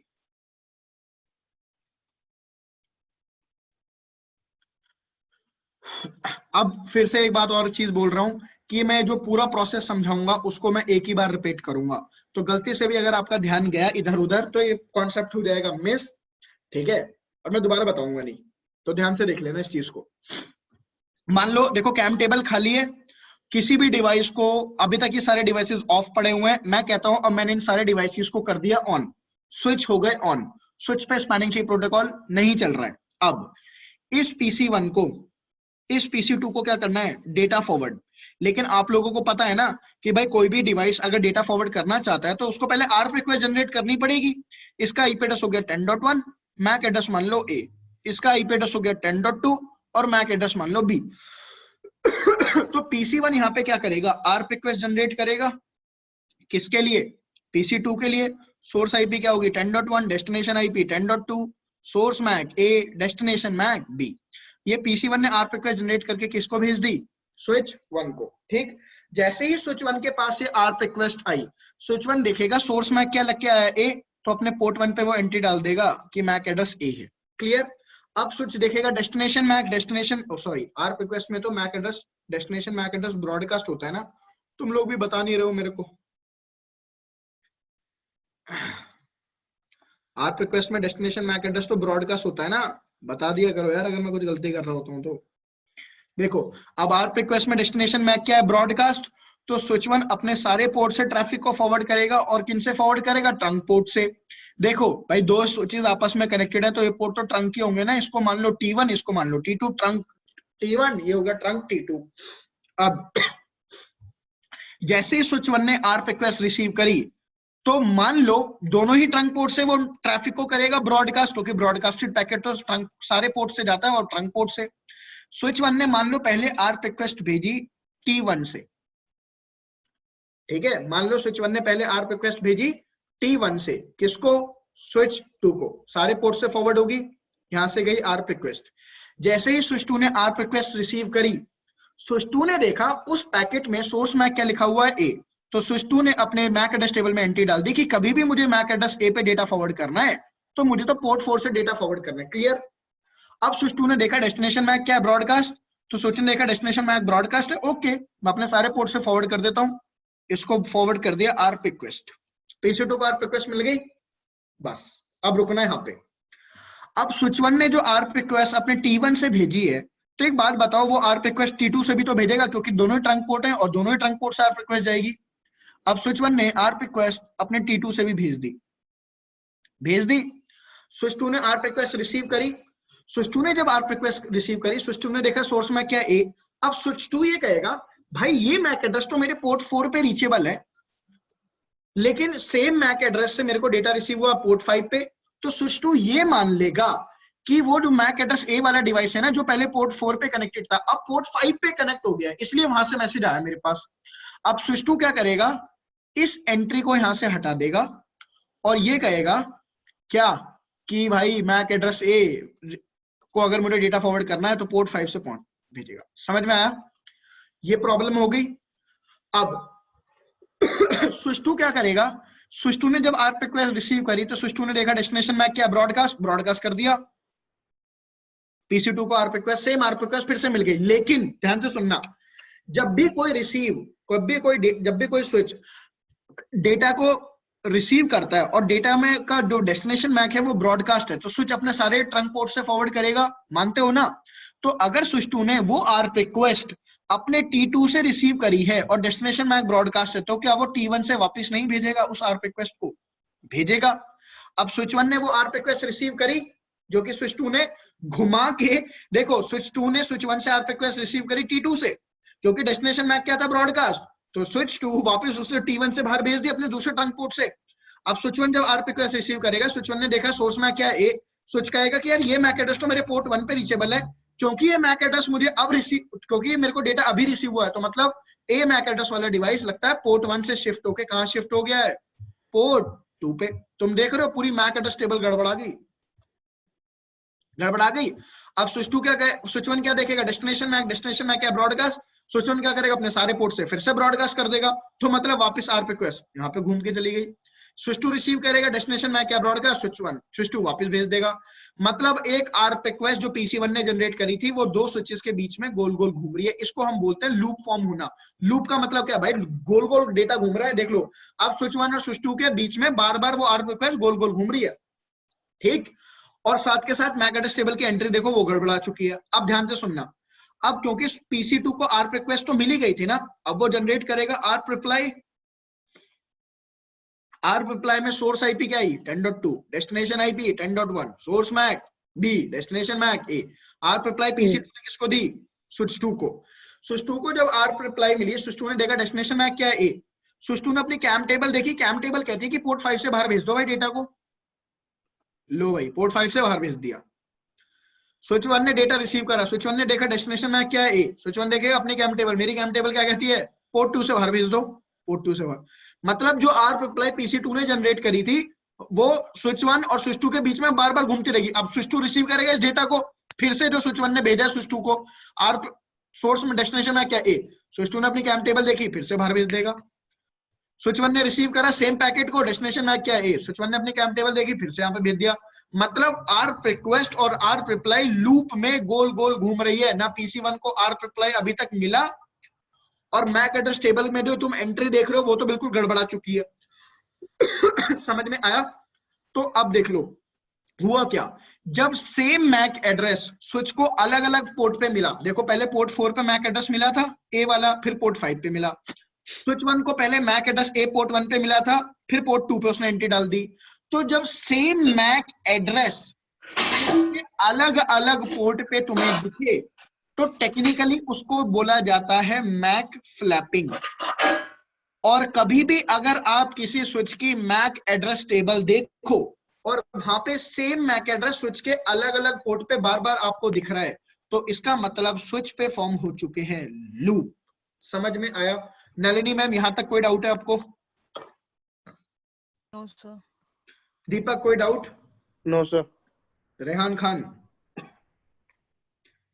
Rehan, yes sir. कोई डाउट है? No sir.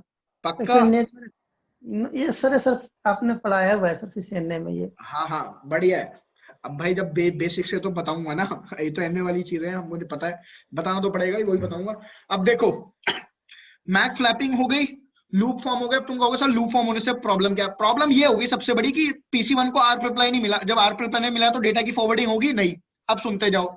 आर्क अगर किसी डिवाइस ने आर्क रिक्वेस्ट जनरेट करी है तो आर्क का टाइम आउट होता है, और आर्क का टाइम आउट होता है 2 सेकंड का। मतलब अगर किसी डिवाइस ने आर्क रिक्वेस्ट जनरेट करी है तो उसको 2 सेकंड के अंदर आर्क का रिप्लाई मिल जाना चाहिए। अगर 2 सेकंड के अंदर आर्क का रिप्लाई नहीं मिलता तो वो डिवाइस, ठीक है, वो डिवाइस फिर से आर्क रिक्वेस्ट जनरेट करेगा। अब PC1 फिर से आर्क रिक्वेस्ट जनरेट कर देगा। वो कहां जाएगी? स्विच 1 के पास। स्विच 2 इसको देगा, स्विच 2 वापस इसको देगा। मतलब स्विच 1 और स्विच 2 के बीच में फिर से वो आर्क रिक्वेस्ट घूमती रहेगी। और फिर ये 2 सेकंड बाद एक और आर्क रिक्वेस्ट भेजेगा, फिर 2 सेकंड बाद, 2 सेकंड बाद, 2 सेकंड। तुम सोच के देखो ऐसे कितने सारे आर्क के रिक्वेस्ट और रिप्लाई के पैकेट दोनों स्विचेस के बीच में घूमते रहेंगे। अब वो आर्क रिक्वेस्ट और रिप्लाई के पैकेट स्विचेस के बीच में घूम तो रहे हैं, लेकिन आपके पीसी ने जो जनरेट कर रहा है आर्क रिक्वेस्ट उसको तो मिल ही नहीं रहा रिप्लाई, तो यूजर का डेटा फॉरवर्डिंग रुक गई। यूजर का डेटा फॉरवर्ड हो सकता है? नहीं। और उसके बाद क्या हो रहा है? स्विचेस की सीपीयू यूटिलाइजेशन हो रही है हाई। क्यों? क्योंकि जब अब स्विचेस पे नंबर ऑफ पैकेट इंक्रीज होते जाएंगे, हर 2 सेकंड में एक नया पैकेट जनरेट हो रहा है, तो बार बार वो लूप में घूमते जाएंगे। पहले एक पैकेट, 2, 3, 4, ऐसे करते करते 1000 पैकेट जनरेट हो गए, 10,000 हो गए। एक टाइम पे आके स्विचेस पे इतना लोड हो जाएगा कि ये स्विच हो जाएंगे बर्नआउट, क्योंकि सीपीयू यूटिलाइजेशन हो जाएगी हाई। ऑब्वियसली बात है। तो लूप फॉर्म होने का मतलब है कि there is a lot of problem in our network. ठीक है, अगर स्पैनिंग ट्री प्रोटोकॉल ना हो तो। क्लियर है? इसी तरीके से एक और सिनेरियो ले लो। ये हो गया मेरे पास स्विच 1, इस स्विच 1 की कनेक्टिविटी है आगे स्विच 2 के साथ। यहाँ पे एक ले लो स्विच 3, यहाँ पे एक ले लो स्विच 4। मैंने आपको बोला कि जब भी रिडंडेंसी होगी, जब भी बैकअप पाथ होगा, तभी आपका लूप फॉर्म होगा। यहाँ पे बैकअप ऑप्शन है। क्यों? अगर मान लो ये पाथ डाउन हो गया तो यहाँ से डेटा फॉरवर्ड हो सकता है, ये डाउन हो जाए तो यहाँ से फॉरवर्ड हो सकता है। तो मतलब बैकअप तो ऑप्शन है ना यहाँ पे। अब इस PC1 ने आर्क रिक्वेस्ट जनरेट करी, तो आर्क रिक्वेस्ट जनरेट होकर कहां जाएगी? स्विच 1 2 के पास ट्रंक पोर्ट है भाई, ये इसको देगा। अब ये इसको देगा, ये इसको देगा। मतलब सेम आर्क रिक्वेस्ट उसको 2 अलग अलग पोर्ट पे मिलेगी। तो मैक फ्लैपिंग फिर से हो गई, तो आर्क तो क्या हो गया? लूप फॉर्म हो गया। तो स्पैनिंग ट्री बेसिकली करता क्या है? Spanning tree protocol on the basis of election, कुछ इलेक्शन परफॉर्म होते हैं और अपने स्पैनिंग ट्री प्रोटोकॉल स्विचेस के कुछ पोर्ट्स को कर देता है ब्लॉक। मान लो स्पैनिंग ट्री प्रोटोकॉल ने यहाँ पे इस पोर्ट को कर दिया ब्लॉक, तो जब PC1 ने आर्क रिक्वेस्ट जनरेट करी, वो किसको भेजी? स्विच 1 को। स्विच 1 देगा इसको, ये देगा इसको। अब जब स्विच 1 यहां से बाहर भेजेगा, ये पोर्ट तो ब्लॉक पड़ा है, तो आर्क रिक्वेस्ट स्विच 3 को इस पोर्ट से मिलेगी नहीं, तो मैक फ्लैपिंग रुक गई। अब मान लो अगर ये लिंक यहां से टूट जाए, डाउन हो जाए, या ये लिंक टूट जाए, तो स्पैनिंग ट्री प्रोटोकॉल इस पोर्ट को एक्टिव कर देगा। अब डेटा फॉरवर्डिंग यहां से होगी। तो इसका मतलब क्या है? Spanning tree protocol is used to avoid loops while keeping redundancy। मतलब redundancy भी रखेगा, बैकअप पाथ भी रखेगा, लेकिन लूप्स भी अवॉइड कर देगा। Is it clear to all of you? Practical देख लो फटाफट, सिस्को पैकेट ट्रेसर पे दिखा देता हूं तुम्हें, उसके बाद हम चलते हैं आगे।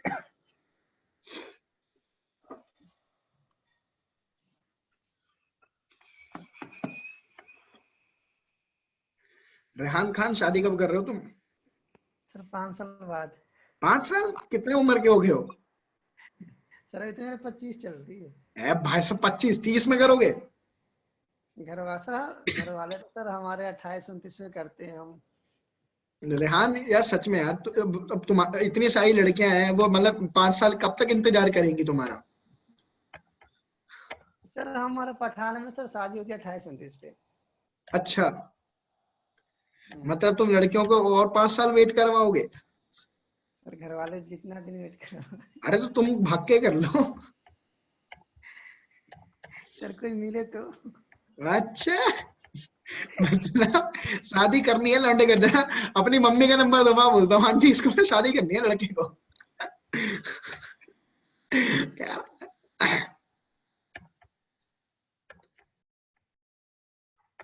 देखो, स्पैनिंग ट्री प्रोटोकॉल पोर्ट्स को कर देगा ब्लॉक थोड़ी देर में। देखना इन इस टोपोलॉजी में भी कोई ना कोई पोर्ट ब्लॉक हो जाएगा और इस टोपोलॉजी में भी कोई ना कोई पोर्ट ब्लॉक हो जाएगा। दीपक तुम कब तक कर रहे हो शादी? आपकी शादी के बाद सर। मेरी शादी के बाद? भाई फिर तो बैठे रहोगे जिंदगी भर। फिर बैठोगे जिंदगी भर। अब भूल जाओ तुम।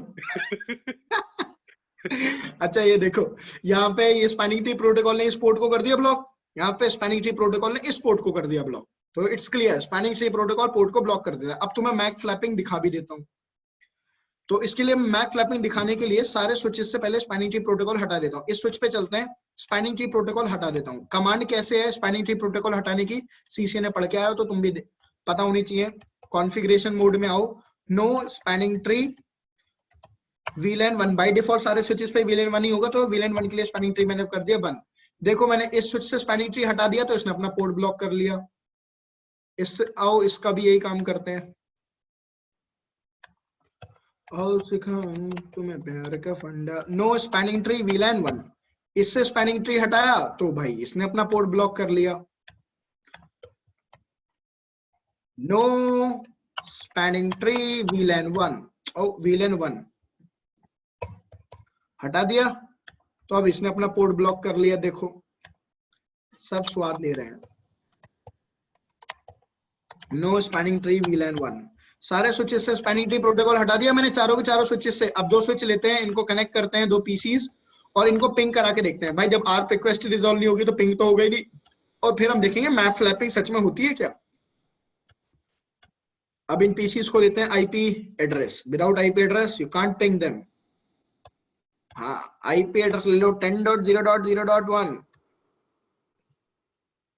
यहाँ पे आईपी एड्रेस ले लो 10.0.0.2, इनवैलिड आईपी एड्रेस। चलो पिंग करके देखो, यहां से पैकेट उठाओ पिंग करो। इन प्रोग्रेस फेल्ड, फिर से देखो इन प्रोग्रेस फेल्ड। अब इस स्विच की मैक एड्रेस टेबल देखते हैं। चलो क्या कमांड है, ये लेयर 2 स्विच है, लेयर 2 स्विच की मैक एड्रेस कैसे देखते हैं, मैक एड्रेस टेबल। तुम देखना मैक फ्लैपिंग होते हुए दिखेगी। देख लो जो लास्ट मैक एड्रेस है और सेकंड लास्ट मैक एड्रेस है उसका बार बार पोर्ट नंबर चेंज हो रहा है, देख रहे हो ना। तो इसका मतलब क्या हो रहा है, मैक फ्लैपिंग। क्लियर है। और मैक फ्लैपिंग हो रही है तो मतलब क्या फॉर्म हो गए, लूप।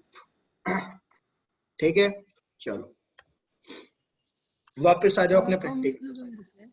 क्या कह रहे हो रेहान? सर आप कब मिलोगे मेरे से? क्या कब मिलूंगा आपसे मैं? हाँ मेरे से मिलने की इतनी बेताबी। सर एक्चुअली मेरा नेट काम नहीं कर इसलिए आवाज स्लो जा रहा होगा। नहीं मिलूंगा यार भाई, मैं मिलूंगा, टेंशन मत लो। कल परसों में मिल लूंगा तुमसे। ठीक है चलो अब स्पैनिंग ट्री प्रोटोकॉल में आगे बढ़ते हैं। स्पैनिंग ट्री प्रोटोकॉल में कुछ टर्म्स हैं जिन पे हमको फोकस करना है। सबसे पहला टर्म है हमारा BPDU। मैं देखो ये पहले मेरे को ना आप लोग सच सच बताना कि आप लोगों ने spanning tree protocol last time कब पढ़ा था, मैं उस हिसाब से इस प्रोटोकॉल को पढ़ाऊंगा। देखो अगर आप लोगों ने स्पैनिंग ट्री प्रोटोकॉल अगर आप ऑनेस्टली बताओगे तो देखो मेरे को पढ़ाने में आसानी होगा। अगर आप कहोगे सर मैंने तो बहुत पहले पढ़ा था मैं भूल चुका हूँ, तो मैं उस हिसाब से पढ़ाऊंगा।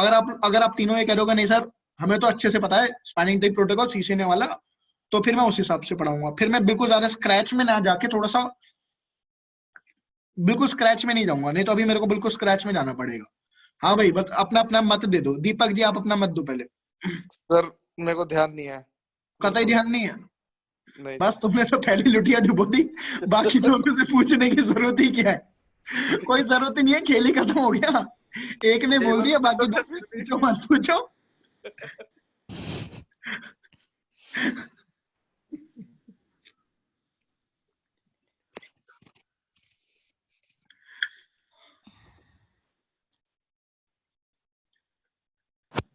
वैसे अच्छा नलिनी मैम आपने लास्ट टाइम कब पढ़ा था ये? सर डेढ़ महीने पहले। मुझे लगा 1.5 साल पहले। जैसे याद नहीं है सर, मुझे। कुछ कुछ याद है। हाँ, रूट ब्रिज का इलेक्शन कैसे होता है, मैक्सिमम मैक एड्रेस इसका होता है उसको, चलो वो पोर्ट, तो कुछ कुछ याद है। चलो चलो, देखो हमारे पास ये स्पैनिंग ट्री प्रोटोकॉल के कुछ टर्म्स हैं जिन पे हम लोगों को करना है focus.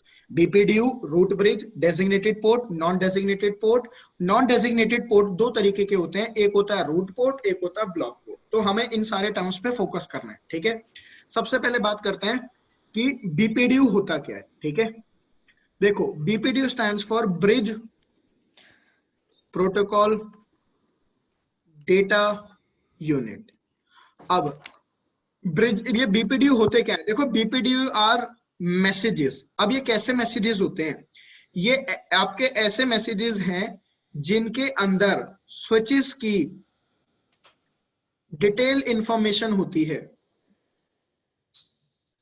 Related to spanning tree protocol. मतलब स्पैनिंग ट्री प्रोटोकॉल से रिलेटेड जितनी भी डिटेल इंफॉर्मेशन चाहिए एक स्विच को, वो किसके अंदर होती है, बीपीडीयू मैसेज के अंदर। Is it clear? अब होता क्या है, अगर आप लोगों को सीसीएनए के राउटिंग प्रोटोकॉल याद हो तो एक ये हो गया राउटर R1, ये एक राउटर हो गया R2। अगर आप लोगों को याद हो EIGRP, OSPF, तो जैसे ही दो राउटर आपस में कनेक्ट होते हैं ये एक दूसरे को भेजते हैं हेलो मैसेज, राइट गाइज। और हेलो मैसेज के, जब हेलो मैसेज के अंदर कुछ पैरामीटर होते हैं वो मैच कर जाते हैं तो वो फॉर्म करते हैं राउटर आपस में नेबरशिप, फिर वो आपस में एक्सचेंज करते हैं राउटिंग टेबल। अगर याद है तो बहुत बढ़िया, और नहीं याद है तो कोई दिक्कत नहीं है। देखो होता क्या है, जैसे ही दो स्विच आपस में कनेक्ट होंगे, इज इट क्लियर, ये हो गया स्विच 1, ये हो गया स्विच 2। तो जैसे ही दो स्विच आपस में कनेक्ट होंगे ये एक दूसरे को भेजेंगे अपने अपना बीपीडीयू मैसेज। क्या भेजेंगे? अपना अपना बीपीडीयू मैसेज, ठीक है। और इन बीपीडीयू मैसेज के अंदर क्या होंगी, वो detailed information spanning tree protocol से रिलेटेड। अब ये बीपीडीयू मैसेज वारशार्क पे भी खोल के दिखाऊंगा और आपकी बुक में भी दिखाऊंगा। अब इन बीपीडीयू मैसेज के अंदर वो सारी डिटेल इंफॉर्मेशन होंगी जिनके बेसिस पर स्विचेस इलेक्शन परफॉर्म करते हैं। किस किस का, कि रूट ब्रिज कौन बनेगा, ठीक, कौन सा पोर्ट आपका डेजिग्नेटेड पोर्ट बनेगा, कौन सा पोर्ट आपका रूट पोर्ट बनेगा, कौन सा पोर्ट ब्लॉक पोर्ट बनेगा। अभी दीपक हमने स्पैनिंग ट्री प्रोटोकॉल का प्रैक्टिकल देखा था, तो आपने देखा था ना भाई, स्विचेस ने अपना एक पोर्ट या कुछ पोर्ट को ब्लॉक कर देते हैं, लेकिन वो ब्लॉक करते कैसे हैं? मैंने एक स्टेटमेंट बोली थी कि स्विचेस कुछ इलेक्शन परफॉर्म करते हैं और उन इलेक्शन के बेसिस पे ब्लॉक पोर्ट स्विचेस डिसाइड करते हैं। तो बेसिकली क्या है, ये स्विचेस आपस में एक्सचेंज करेंगे बीपीडीयू मैसेज। बीपीडीयू मैसेज के अंदर होते हैं कुछ इंफॉर्मेशन, उन इंफॉर्मेशन के बेसिस पे स्विच परफॉर्म करते हैं इलेक्शन। समझ में आया? और वो इलेक्शन के बेसिस पे रिजल्ट आता है कि कौन सा पोर्ट होगा ब्लॉक। दीपक यहां तक चीज क्लियर है? Yes sir. देखो ये स्विच 1 और स्विच 2 आपस में कनेक्टेड है। देखो स्विच 1 अपने इस पोर्ट से बीपीडीयू मैसेज भेजेगा, इस पोर्ट से बीपीडीयू मैसेज भेजेगा। स्विच 2 अपने इस पोर्ट से बीपीडीयू मैसेज भेजेगा, अपने इस पोर्ट से। अब इस स्विच 1 के पास अपने इन दो पोर्ट्स का तो बीपीडीयू मैसेज ऑलरेडी है और स्विच 2 का भी बीपीडीयू मैसेज उसको आ गया, है ना। इसी तरीके से स्विच 2 के पास अपने इन दो पोर्ट्स का बीपीडीयू मैसेज है और अपने सामने वाले स्विच के इन दो पोर्ट्स का बीपीडीयू आ गया। अब इन बीपीडीयू मैसेज के बेसिस पे स्विचेस करते हैं इलेक्शन। अब स्विच 1 ने बोला कि यार इलेक्शन जब मैंने परफॉर्म करा तो मैंने ये पाया मेरे पोर्ट ज्यादा अच्छे हैं, तो मेरे पोर्ट ज्यादा अच्छे हैं तो मतलब भाई मेरे पोर्ट तो रहेंगे फॉरवर्डिंग स्टेट में। जब इसके अपने बीपीडीयू मैसेज इसके भी थे और इसने यहां से रिसीव भी करे, स्विच 2 ने ये देखा यार मेरे जो पोर्ट है ना वो पोर्ट स्विच 1 के पोर्ट से ज्यादा अच्छे नहीं है, तो उसने देखा कि यार मेरा पोर्ट ब्लॉक होना पड़ेगा। कौन सा ब्लॉक? उसने अपने इलेक्शन करा, उसने बोल दिया मेरा ये पोर्ट ब्लॉक होगा। तो मतलब बीपीडीयू मैसेज के अंदर वो इंफॉर्मेशन होती है जिनके बेसिस पे आपके पोर्ट्स कौन से ब्लॉक होंगे, कौन से एक्टिव रहेंगे, कौन सा रूट ब्रिज बनेगा, तो सारे के सारे बीपीडीयू मैसेज पे ही इंफॉर्मेशन डिपेंड करती है। क्लियर? अब बीपीडीयू मैसेज आपके दो तरीके के होते हैं दोस्तों, एक होता है कॉन्फ़िगरेशन बीपीडीयू और एक होता है आपका टीसीएन बीपीडीयू। ठीक, configuration BPDU and TCN BPDU. अब देखना कॉन्फ़िगरेशन बीपीडीयू टीसीएन बीपीडीयू में डिफरेंस क्या है। टीसीएन बीपीडीयू में आप लोगों से ना जब स्पैनिंग ट्री प्रोटोकॉल थोड़ा सा खत्म होने वाला होगा तब मैं टीसीएन बीपीडीयू की बहुत डिटेल में डिस्कशन करूंगा, क्योंकि टीसीएन बीपीडीयू आपसे इंटरव्यू में बहुत पूछा जाता है। लेकिन अभी के लिए जो मैं डिस्कशन कर रहा हूं, मैं कॉन्फ़िगरेशन बीपीडीयू का कर रहा हूं, टीसीएन बीपीडीयू का बस एक हिंट दे रहा हूं कि टीसीएन बीपीडीयू कब जनरेट होता है। देखो मैं कह रहा हूं ये हो गया स्विच 1, ये हो गया स्विच 2, ये हो गया स्विच 3, ये आगे हो गया स्विच 4। ठीक है दोस्तों, ये सारे स्विचेस आपस में कनेक्टेड है। मैं कहता हूं इन स्विचेस ने स्टार्टिंग में, जब ये स्विचेस आपस में स्टार्टिंग में भेजते हैं ना एक दूसरे को बीपीडीयू मैसेज इलेक्शन परफॉर्म कराने के लिए, तो ये आपस में भेजते हैं कॉन्फ़िगरेशन बीपीडीयू मैसेज। समझ में आया? तो स्विच 1 के पास कॉन्फ़िगरेशन बीपीडीयू किस किस का आएगा? एक तो अपना खुद का, स्विच 2 का भी कॉन्फ़िगरेशन बीपीडीयू आएगा, स्विच 3 का भी कॉन्फ़िगरेशन बीपीडीयू आएगा, स्विच 4 का भी आएगा। स्विच 2 के पास स्विच अपना तो हो गई, 3 का बीपीडीयू मैसेज आएगा, कौन सा? Configuration BPDU message. स्विच 4 का भी आएगा, स्विच 1 का भी आएगा। हर एक स्विच के पास सारे स्विचेस के बीपीडीयू मैसेज आएंगे। क्लियर? उन बीपीडीयू मैसेज के बेसिस पे स्विच परफॉर्म करेंगे इलेक्शन। अब मान लो स्विच 2 को पता चल गया भाई कि इन सारे बीपीडीयू मैसेज के आधार पे मेरा ये पोर्ट होना चाहिए ब्लॉक। हो गया ब्लॉक, चलो बहुत बढ़िया। तो मतलब ये पोर्ट ब्लॉक हो गया, तो मतलब अब कभी भी डेटा फॉरवर्ड करना होगा स्विच 1 को स्विच 2 को, तो यहां से फॉरवर्ड होगा। क्लियर है? तो कॉन्फ़िगरेशन बीपीडीयू के बेसिस पे उन्होंने परफॉर्म करे इलेक्शन। ठीक है? और बीपी और कॉन्फ़िगरेशन बीपीडीयू स्विचेस आपस में एक्सचेंज करते हैं हर 2 सेकंड में। हर 2 सेकंड में स्विचेस कॉन्फ़िगरेशन बीपीडीयू मैसेज एक दूसरे को भेजते रहते हैं। क्लियर? अब बात करते हैं टीसीएन बीपीडीयू क्या होता है। टीसीएन बीपीडीयू होता है टोपोलॉजी चेंज नोटिफिकेशन बीपीडीयू। ठीक है, इसको अभी डिटेल में नहीं पढ़ाऊंगा, बस हिंट दे रहा हूं। टोपोलॉजी चेंज नोटिफिकेशन बीपीडीयू आपका तब जनरेट होगा जब आपके नेटवर्क में कुछ चेंज आएगा। मान लो स्विच 4 और स्विच 3 के बीच का लिंक ये टूट गया, ये स्विच क्या हो गया, ये लिंक क्या हो गया, डाउन। समझ में आया? जैसे ये लिंक डाउन हुआ, ये स्विच 3 का अपना खुद का एक लिंक डाउन हुआ, हाँ या ना? स्विच 3 एकदम से टीसीएन बीपीडीयू जनरेट करेगा और टीसीएन बीपीडीयू जनरेट करके भेज देगा इसको। क्लियर? इसी तरीके से स्विच 4 का ये लिंक डाउन गया, ये भी जनरेट करेगा टीसीएन बीपीडीयू जनरेट करके भेज देगा इसको। अब इन दोनों स्विचेस को पता चल गया कि हाँ भाई टोपोलॉजी चेंज हो गई है, मतलब टोपोलॉजी में चेंज आ गया और ये लिंक डाउन हो गया। अब ये लिंक डाउन हो गया तो स्पैनिंग ट्री प्रोटोकॉल ये पोर्ट को ब्लॉक करा था ना, इस पोर्ट को कर देगा एक्टिव। तो अब स्विच 1 और स्विच 4 के बीच में डेटा फॉरवर्डिंग यहां से होगी। समझ में आया? तो टीसीएन बीपीडीयू तब जनरेट होता है जब कोई लिंक डाउन होता है। क्लियर है? और वो बाकी स्विचेस को फॉरवर्ड किया जाता है टीसीएन बीपीडीयू के, हाँ भाई नेटवर्क में चेंज आया है तो अब ब्लॉक पोर्ट का इलेक्शन बदलो। समझ में आया चीजें? नलिनी मैम कोई डाउट है यहाँ तक? No sir. दीपक कोई डाउट? नहीं सर। रेहान खान? No sir. ठीक, नाइस। अभी बीपीडीयू मैसेज के अंदर की डिटेल इंफॉर्मेशन क्या होती है वो मैं अभी पढ़ाऊंगा। ठीक है, आगे बताऊंगा। ठीक है, चलो आगे चलो। जो नेक्स्ट टॉपिक है वो है हमारा कि रूट ब्रिज क्या होता है।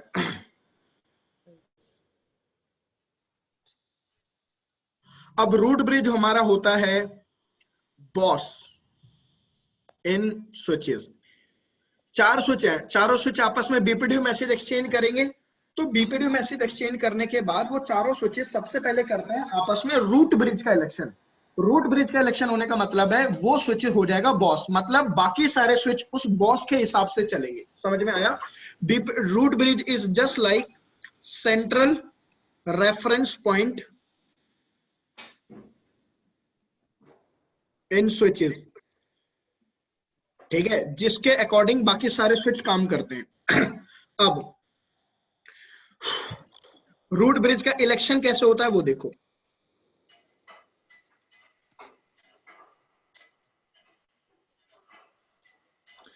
ये हो गया स्विच 1, ये हो गया स्विच 2, स्विच 3, स्विच 4। 4 स्विचेस आपस में कनेक्टेड है। सबसे पहले जब भी रूट ब्रिज का इलेक्शन होता है तो सबसे पहली चीज देखी जाती है प्रायोरिटी। और प्रायोरिटी क्या होती है? प्रायोरिटी होती है एक डेसिमल वैल्यू। 1 2 3 जैसे नंबर होता है वैसे एक डेसिमल वैल्यू होती है। बाय डिफॉल्ट जो सिस्को के स्विच की प्रायोरिटी होती है ना वो होती है 3 2 7 6 8। और आप प्रायोरिटी को बढ़ा भी सकते हो घटा भी सकते हो इनटू द मल्टीपल्स ऑफ 4096। मतलब minimum priority can be 0, next priority will be 4096, next priority will be 8192। इसी तरीके से बढ़ाते बढ़ाते 32768 पे पहुंच जाओ। देन ऐसे बढ़ाते बढ़ाते जो लास्ट प्रायोरिटी हो सकती है वो हो सकती है 61140। और बाय डिफॉल्ट सिस्को के स्विचेस की जो प्रायोरिटी होती है पहले से ही, कोई सा भी स्विच हो, चाहे लेयर 2 स्विच चाहे लेयर 3 स्विच, सबकी प्रायोरिटी होती है 32768। तो इसकी प्रायोरिटी क्या हो गई 32768, इसकी प्रायोरिटी 32768, इसकी प्रायोरिटी 32768, इसकी प्रायोरिटी 32768। अगर सारे स्विचेस की प्रायोरिटी सेम है तो इलेक्शन प्रोसेस हो गया टाई, वरना जिसकी प्रायोरिटी लीस्ट होती है वो प्रेफर होती है। ठीक है, लीस्ट प्रायोरिटी इज प्रेफर्ड। तो यहाँ पे अगर मैं किसी स्विच की कमांड चला के प्रायोरिटी 4096 कर दूं या 0 कर दूं, प्रायोरिटी कम कर दूं, तो वो स्विच बन जाएगा रूट ब्रिज। क्लियर? लेकिन इस सिचुएशन में मेरा रूट ब्रिज का इलेक्शन क्या हो गया टाई। तो जो नेक्स्ट चीज देखी जाती है वो देखी जाती है आपकी मैक एड्रेस। हर एक स्विच का अपना एक मैक एड्रेस होता है भाई। ठीक है, तो देखो अगर आपसे कोई पूछे ना स्विच का मैक एड्रेस होता है, स्विच के पोर्ट का दो मैक एड्रेस होता है। एक तो होता है स्विच का अपना खुद का मैक एड्रेस जिसको हम बोलते हैं बेस मैक एड्रेस, और स्विच के हर एक पोर्ट का एक अपना मैक एड्रेस भी होता है। याद रखना है इस चीज को। ठीक है, तो यहाँ पे स्विच का बेस मैक एड्रेस की बात हो रही है हर एक पोर्ट के मैक एड्रेस के लिए। उसके बाद देखा जाएगा क्या आपका मैक एड्रेस, और जिसका भी मैक एड्रेस लीस्ट होगा वो प्रेफर होता है। जिसका सबसे छोटा मैक एड्रेस होगा वो प्रेफर होगा। अब मान लो इसका मैक एड्रेस है 12 कैरेक्टर का होता है ना मैक एड्रेस। मान लो कि इसका मैक एड्रेस है 0000.000.000.000A, इसका मैक एड्रेस है 0000.00000.000B, इसका मैक एड्रेस मान लो लास्ट का 000C, इसका मैक एड्रेस मान लो .000D। अब तुम चारों के मैक एड्रेस देखो तो ए वाला सबसे छोटा है, ए की वैल्यू क्या होती है 10, बी क्या होता है 11, सी क्या होता है 12, डी होता है 13। तो ये आपका स्विच बन जाएगा क्या रूट ब्रिज। अब तुम कहोगे सर इन सारे स्विचेस को आपस में कैसे पता चलेगा इनकी क्या प्रायोरिटी है और क्या मैक एड्रेस है। मैंने तुम्हें क्या बताया था अभी थोड़ी देर पहले कि जैसे ही ये स्विच आपस में कनेक्ट होंगे या आपस में क्या एक्सचेंज करेंगे कॉन्फ़िगरेशन बीपीडीयू। उन कॉन्फ़िगरेशन बीपीडीयू मैसेज के अंदर ये प्रायोरिटी वैल्यू और मैक एड्रेस इंफॉर्मेशन होती है। तो स्विच 1 के पास स्विच 2 का भी बीपीडीयू आएगा, स्विच 3 का भी बीपीडीयू आएगा और स्विच 4 का भी बीपीडीयू आएगा। तो चारों का बीपीडीयू आएगा तो चारों की प्रायोरिटी उसको पता चलेगी और मैक एड्रेस पता चलेगा, स्विच 4 को भी, स्विच 3 को भी, स्विच 2 को भी। तो स्विच 1 के पास जब बाकी स्विचेस का मैक एड्रेस और प्रायोरिटी आएगी तो उसको पता चल जाएगा भाई मेरी प्रायोरिटी और मेरा मैक एड्रेस सबसे कम है तो मैं रूट ब्रिज बनूंगा।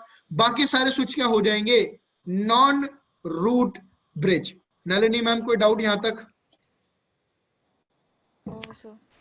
दीपक सर ये पूछना था ये प्रायोरिटी ये 4096 के उसमें ही मल्टीपल्स में क्यों होती है? ये भाई इसका आंसर मेरे को नहीं पता यार कि प्रायोरिटी 4096 के मल्टीपल में क्यों हो सकती है यार। इतना मैं कभी अंदर घुस के मैंने सोचा नहीं। ठीक है, ठीक है सर। देखो कुछ ना कुछ लॉजिक जरूर होगा, मैं बिल्कुल मना नहीं कर रहा। ठीक है, बट मुझे नहीं पता यार क्या लॉजिक हो सकता है कि यार 32768 है। अब डोंट नो। ठीक है, यहां तक। अब बताओ इसके अलावा कोई डाउट है दीपक? नहीं सर अभी तक कुछ नहीं। अब तुमने क्वेश्चन पूछा ना, मेरी तो हो गई बेइज्जती। अब बेटा कल तुम गूगल करके ढूंढ के आओगे मुझे बताओगे।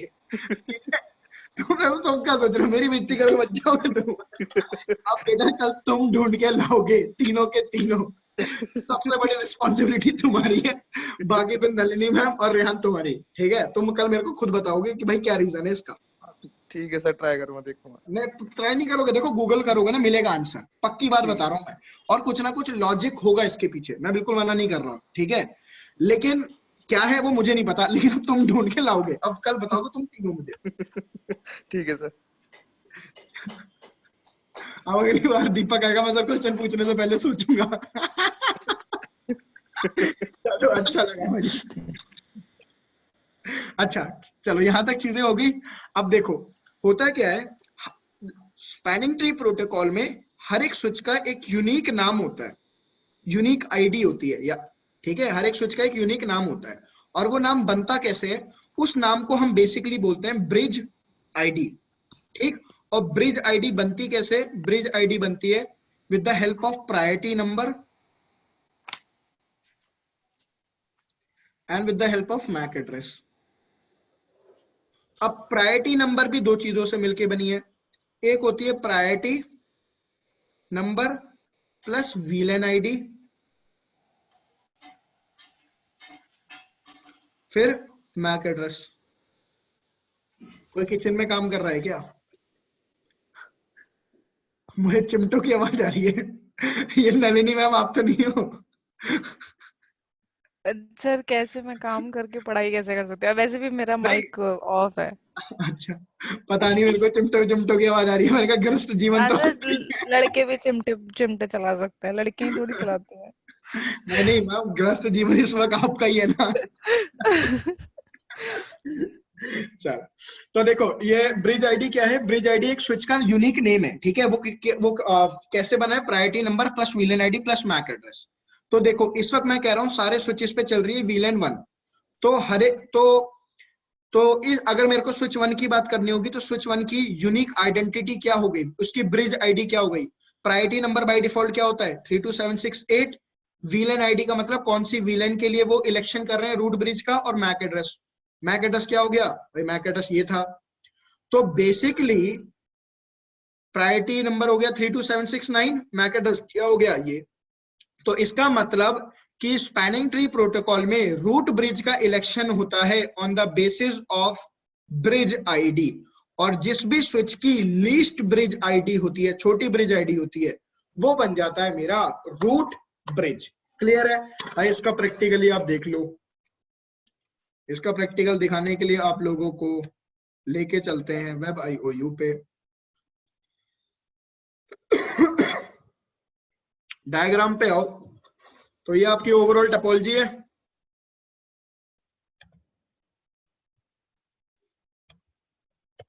क्या बात है, स्विच ऑन तो हुआ था।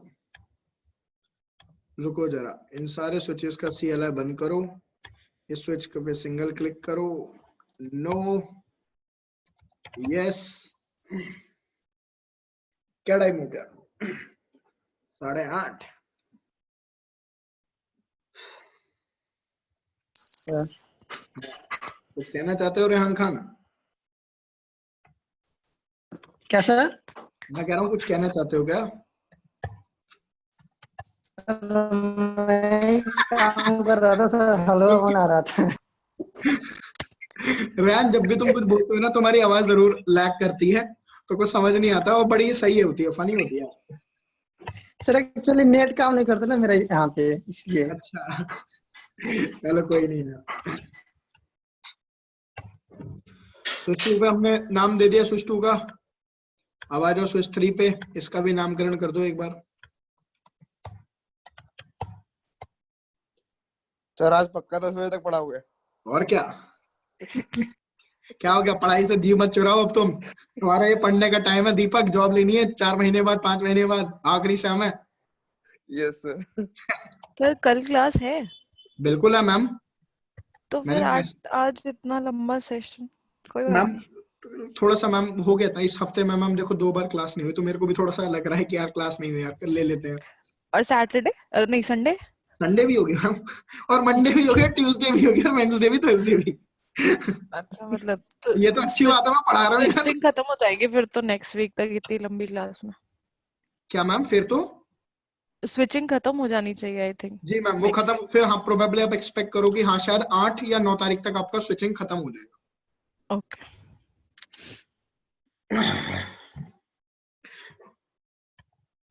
देखो मैं आपको एक सच और बता रहा हूँ, मैं जाऊंगा 3-4 दिन के लिए, ठीक है। 3 दिन का आपको, 3 या 4 दिन का आपको मिलेगा ब्रेक। स्विचिंग जैसे ही खत्म होगी, फिर 12 के अराउंड से आपका राउट फिर मैं कंटिन्यू कर दूंगा, ठीक है। तो मतलब मेरे को जाना है 8 की मॉर्निंग में, 8 की शाम में। तो मैं चाह रहा हूँ उससे पहले आपका स्विचिंग खत्म हो जाए, फिर आपका 3-4 दिन का ब्रेक हो जाएगा, और फिर आप उसमें स्विचिंग अपना रिवाइज कर लेना, प्रैक्टिकल वगैरह कर लेना, और फिर हम राउट चालू कर लेंगे। ओके। सर किसी की शादी में जा रहे हो क्या आप? हैं? किसी की शादी में जा रहे हो क्या? करवा दो भाई, चले जाएंगे हम।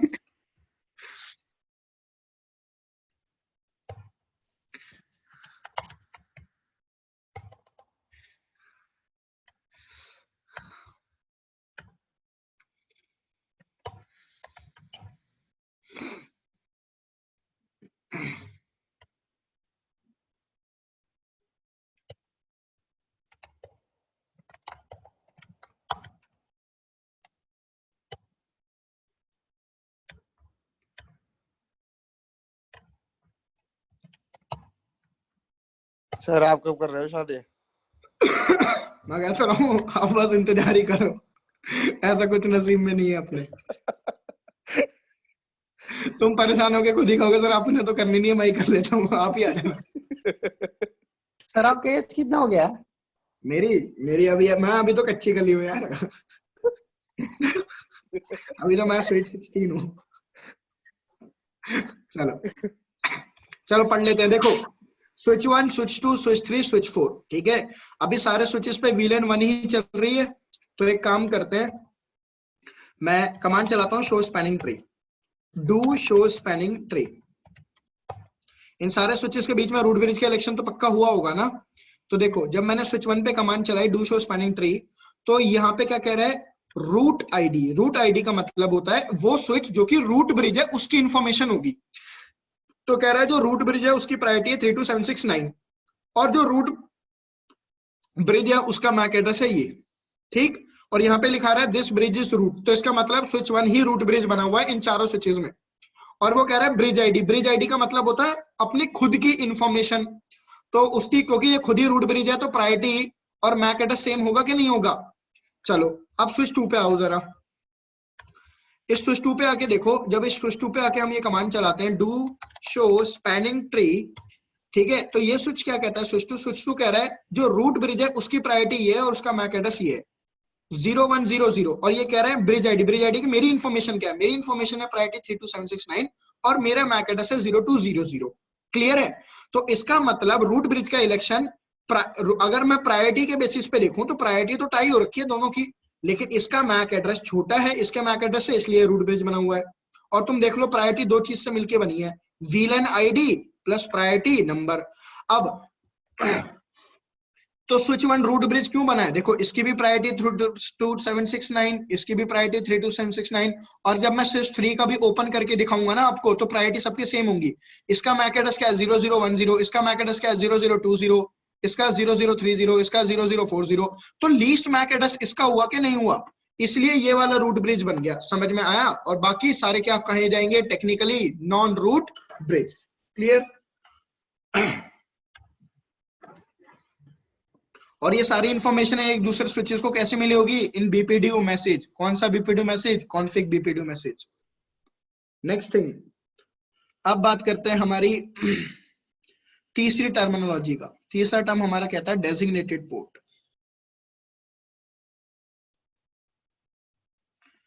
डेजिग्नेटेड पोर्ट कौन से पोर्ट होते हैं, हमारा डेजिग्नेटेड पोर्ट वो पोर्ट है जिन पोर्ट से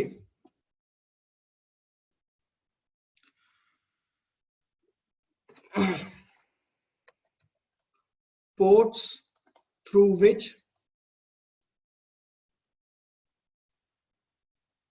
BPDU messages are sent। ठीक है, एक स्विच पे ऐसे पोर्ट जिनसे बीपीडीयू मैसेज बाहर फॉरवर्ड किए जाते हैं उन पोर्ट्स को बोलते हैं डेजिग्नेटेड पोर्ट। क्लियर। तो चाहे वो नॉन रूट ब्रिज हो और चाहे वो रूट ब्रिज हो, ठीक है, हर एक रूट ब्रिज और नॉन रूट ब्रिज पे कुछ पोर्ट्स ऐसे होंगे जिनसे बीपीडीयू मैसेज सेंड किए जाते हैं, तो उन पोर्ट्स को हम बोलते हैं डेजिग्नेटेड पोर्ट। क्लियर। और इस चीज को नोट डाउन कर लो कि जो रूट ब्रिज होगा, root bridge will have all the ports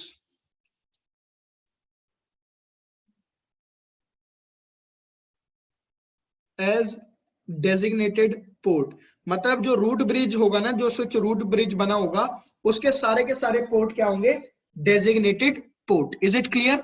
और इसका मतलब क्या है, रूट ब्रिज वाला जो स्विच होता है उसके सारे के सारे पोर्ट से बीपीडीयू मैसेज सेंड हमेशा होते हैं। क्लियर। फोर्थ टर्मिनोलॉजी क्या है, non designated port. Non designated port कौन से होते हैं, ports through which BPDU messages are received। तो ऐसे स्विच के पोर्ट जिनसे बीपीडीयू मैसेज सिर्फ रिसीव होते हैं उनको हम बोलते हैं नॉन डेजिग्नेटेड पोर्ट। ठीक है। अब क्योंकि एक जो रूट ब्रिज होता है, रूट ब्रिज के तो सारे के सारे पोर्ट क्या होते हैं, डेजिग्नेटेड पोर्ट, तो उस पे तो कोई नॉन डेजिग्नेटेड पोर्ट होगा नहीं। लेकिन जो नॉन रूट ब्रिज होते हैं उस पे कुछ पोर्ट्स होंगे नॉन डेजिग्नेटेड पोर्ट जिनसे वो बीपीडीयू मैसेज रिसीव करेंगे, ठीक है। नॉन डेजिग्नेटेड पोर्ट से कभी भी बीपीडीयू मैसेज सेंड नहीं होते हैं, ठीक। अब नॉन डेजिग्नेटेड पोर्ट भी मैंने आपको बताया था दो तरीके के होते हैं, एक होता है रूट पोर्ट, एक होता है आपका ब्लॉक पोर्ट, ठीक। अब रूट पोर्ट कौन से होंगे हमारे? रूट पोर्ट वो पोर्ट होंगे which provides best path from a non root bridge to reach to root bridge. मतलब एक नॉन रूट ब्रिज से रूट ब्रिज पे पहुंचने के लिए बेस्ट पाथ प्रोवाइड करते हैं रूट पोर्ट, ठीक है। And you can also note down this thing, all non-root bridge will have only one root port. If multiple root port exist, then loops will form. तो एक non root bridge पे कुछ ports होंगे non designated port, उन non designated port में से एक ही port होगा रूट पोर्ट जो बेस्ट पाथ प्रोवाइड करेगा नॉन रूट ब्रिज से रूट ब्रिज पे पहुंचने के लिए। और एक नॉन रूट ब्रिज पे सिर्फ एक ही रूट पोर्ट होगा, कभी एक से ज्यादा रूट पोर्ट नहीं हो सकते। और ब्लॉक पोर्ट कौन से होते हैं? पोर्ट्स विच आर ब्लॉक्ड और ब्लॉक पोर्ट जिनसे ना कोई बीपीडीयू मैसेज सेंड होता है, ना ही कोई बीपीडीयू मैसेज रिसीव होगा, ना ही कोई यूजर का डेटा फॉरवर्ड हो सकता है, ना ही रिसीव होगा। क्लियर है? तो देखो होता क्या है स्पैनिंग ट्री प्रोटोकॉल में, स्विचेस सबसे पहले क्या है आपस में एक्सचेंज करते हैं बीपीडीयू मैसेज। कौन से कॉन्फ़िगरेशन बीपीडीयू मैसेजेस के बेसिस पे वो इलेक्ट करते हैं सबसे पहले रूट ब्रिज। रूट ब्रिज के इलेक्शन के बाद वो इलेक्ट करते हैं रूट पोर्ट। रूट पोर्ट के इलेक्शन के बाद वो इलेक्ट करते हैं डेजिग्नेटेड पोर्ट। और डेजिग्नेटेड पोर्ट के बाद जो पोर्ट ना रूट पोर्ट बने ना डेजिग्नेटेड पोर्ट, वो बन जाएंगे आपके फाइनली ब्लॉक पोर्ट। ये प्रोसेस होता है एसटीपी में। तो हमने रूट ब्रिज का तो इलेक्शन देख लिया, अब ये देखते हैं कि रूट पोर्ट कैसे इलेक्ट होंगे। ऑब्वियस सी बात है रूट ब्रिज के तो सारे के सारे पोर्ट डेजिग्नेटेड पोर्ट होते हैं, तो उस पे तो रूट पोर्ट होगा ही नहीं। जो हमारे नॉन रूट ब्रिज होते हैं उन पे कितने रूट पोर्ट होंगे? हमेशा एक। और वो इलेक्शन कैसे होता है अब वो समझना है, ठीक है, वो समझ लो।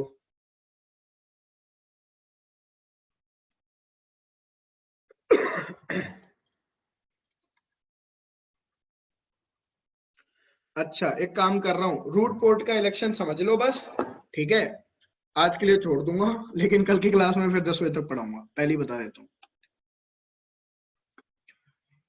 मेंटली प्रिपेयर होके आना। रूट पोर्ट इलेक्शन देख लो बस, आज का लास्ट टॉपिक है। और फिर भी तुम कहोगे तो मैं तो पढ़ा दूंगा, मेरा क्या।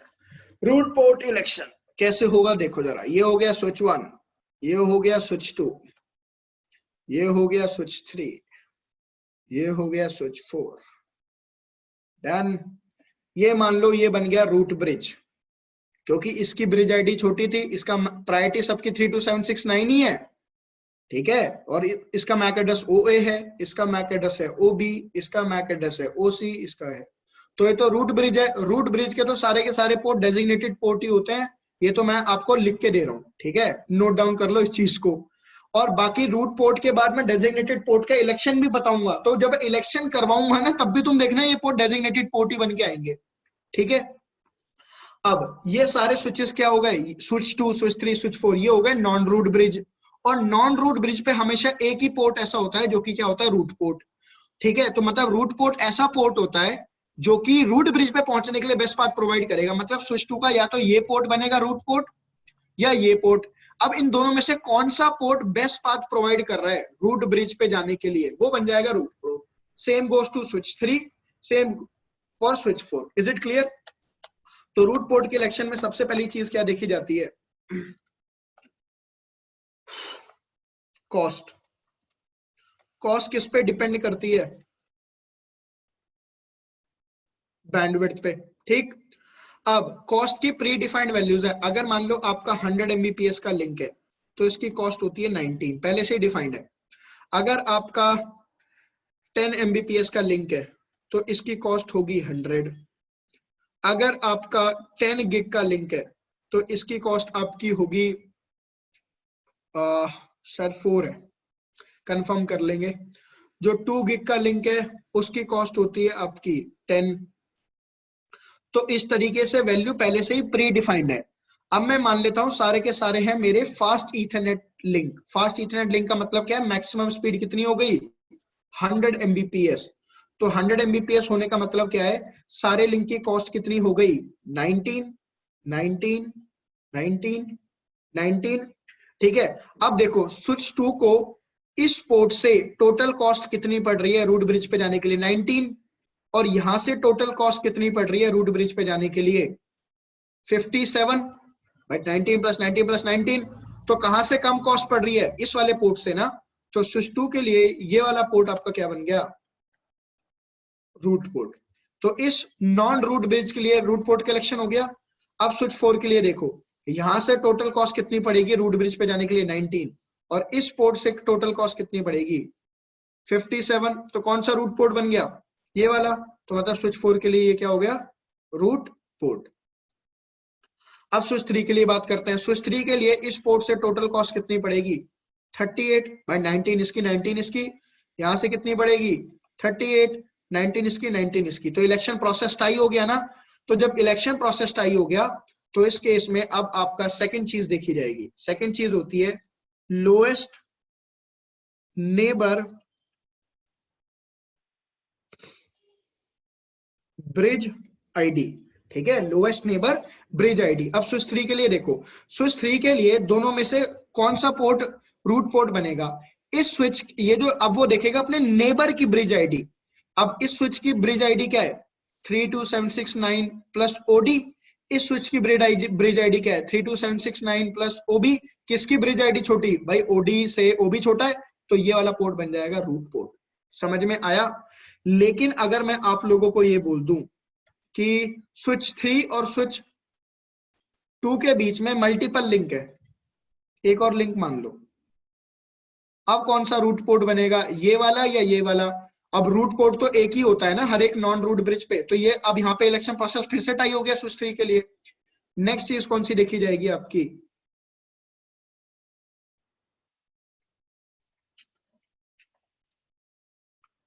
Lowest neighbour port priority. Lowest neighbour port priority, neighbour की पोर्ट प्रायोरिटी। देखो स्विच 3 के लिए नेबर कौन सा है स्विच 2। अब उसके बाय डिफॉल्ट जो सिस्को के स्विच होते हैं ना, उनकी जो पोर्ट की प्रायोरिटी होती है वो होती है 128। और आप प्रायोरिटी को इंक्रीमेंट भी कर सकते हो, डिक्रीमेंट भी कर सकते हो इनटू द मल्टीपल्स ऑफ 16। तो बाय डिफॉल्ट प्रायोरिटी इसकी क्या है 128, इसकी प्रायोरिटी क्या है 128। तो फिर से इलेक्शन टाई हो गया। लेकिन अगर मैं इसकी प्रायोरिटी 112 कर दूं, मैं 16 के मल्टीपल में डिक्रीमेंट कर सकता हूँ, इंक्रीमेंट कर सकता हूँ, तो जिसकी प्रायोरिटी कम होगी वो बन जाएगा रूट पोर्ट। तो ये बन जाएगा अब रूट पोर्ट। समझ में आया। लेकिन अभी दोनों की प्रायोरिटी अगर मान लो सेम है 128 है, तो फिर 4 चीज देखी जाती है, लोएस्ट नेबर पोर्ट आईडी। ठीक है, अब देखो मान लो इस इंटरफेस का नाम है F0/0, इस इंटरफेस का नाम है F0/1। स्विच 3 के लिए उसका जो नेबर है, स्विच 2 नेबर है, उसकी पोर्ट आईडी क्या है, इसकी पोर्ट आईडी F0/0, इसके पोर्ट आईडी क्या है F0/1। तो किसकी पोर्ट आईडी छोटी हुई है, छोटी हुई ना, तो ये बन जाएगा root port. This is how the root ports are elected. Nalini ma'am आपको कोई डाउट? तो दीपक, नहीं सर। रेहान खान? नहीं सर। ठीक है, आज की क्लास के लिए इतना। अब ध्यान से सुन लो, कल की क्लास में जितना आज एसटीपी का पढ़ा हुआ है, पहले मैं आप लोगों से सारा पूछूंगा, ऑनेस्टली बोल रहा हूँ, और उसके बाद आप लोगों से फिर आगे पढ़ाऊंगा डेजिग्नेटेड पोर्ट का। देखो कल की क्लास में क्या क्या होगा पहले सुन लो। कल की क्लास में पढ़ाऊंगा इवनिंग 7 PM to 10 PM। ठीक है, बीच में ब्रेक दे दूंगा, परेशान मत हो। और कल की क्लास में क्या क्या कवर करना है सुन लो ध्यान से। एक तो ये बताऊंगा डेजिग्नेटेड पोर्ट का इलेक्शन कैसे होगा। उसके बाद बताऊंगा कि बीपीडी मैसेज के कंटेंट आपको एक तो वारशाक पे खोल के दिखाऊंगा, और फिर आपको सिस्को के स्विच पे बीपीडी मैसेज कैसे देखने वो बताऊंगा। ठीक, फिर कल की क्लास में हम डिस्कस करेंगे कि मैन्युपुलेशन कैसे कर सकते हैं रूट ब्रिज का, रूट पोर्ट का, डेजिग्नेटेड पोर्ट का, कि मैं अपने हिसाब से रूट पोर्ट बनाना चाहूँ, किसी को रूट ब्रिज बनाना चाहूँ तो कैसे कर सकता हूँ। फिर हम डिस्कस करेंगे आपके स्पैनिंग ट्री प्रोटोकॉल के टाइमर्स, फिर डिस्कस करेंगे स्पैनिंग ट्री प्रोटोकॉल की स्टेट्स, ठीक है, और फिर डिस्कस करेंगे टीसीएन बीपीडीयू क्या होता है। जब ये सारी चीजें हो जाएंगी उसके बाद जो हमारी रेस्ट ऑफ द चीजें बचेंगी, अगर टाइम बचा कल की क्लास में, तो फिर हम डिस्कस करेंगे स्पैनिंग ट्री प्रोटोकॉल के टाइप्स। जैसे कि एक हमारा होता है कॉमन स्पैनिंग ट्री प्रोटोकॉल, फिर है पर वीलेन, फिर है पर VLAN spanning tree protocol plus, एक है रैपिड स्पैनिंग ट्री प्रोटोकॉल, फिर है मल्टीपल स्पैनिंग ट्री प्रोटोकॉल, ठीक है। So probably you can expect कि कल की क्लास और परसों की क्लास आपकी पूरी स्पैनिंग ट्री प्रोटोकॉल पे जाएगी, ठीक है। तो कल 7 PM to 10 PM मिलेंगे हम लोग, ठीक है। Bye bye guys, take care, Tatas, Birlas and Ambanis. Bye sir, good night. Good night भाई। Bye sir, good night.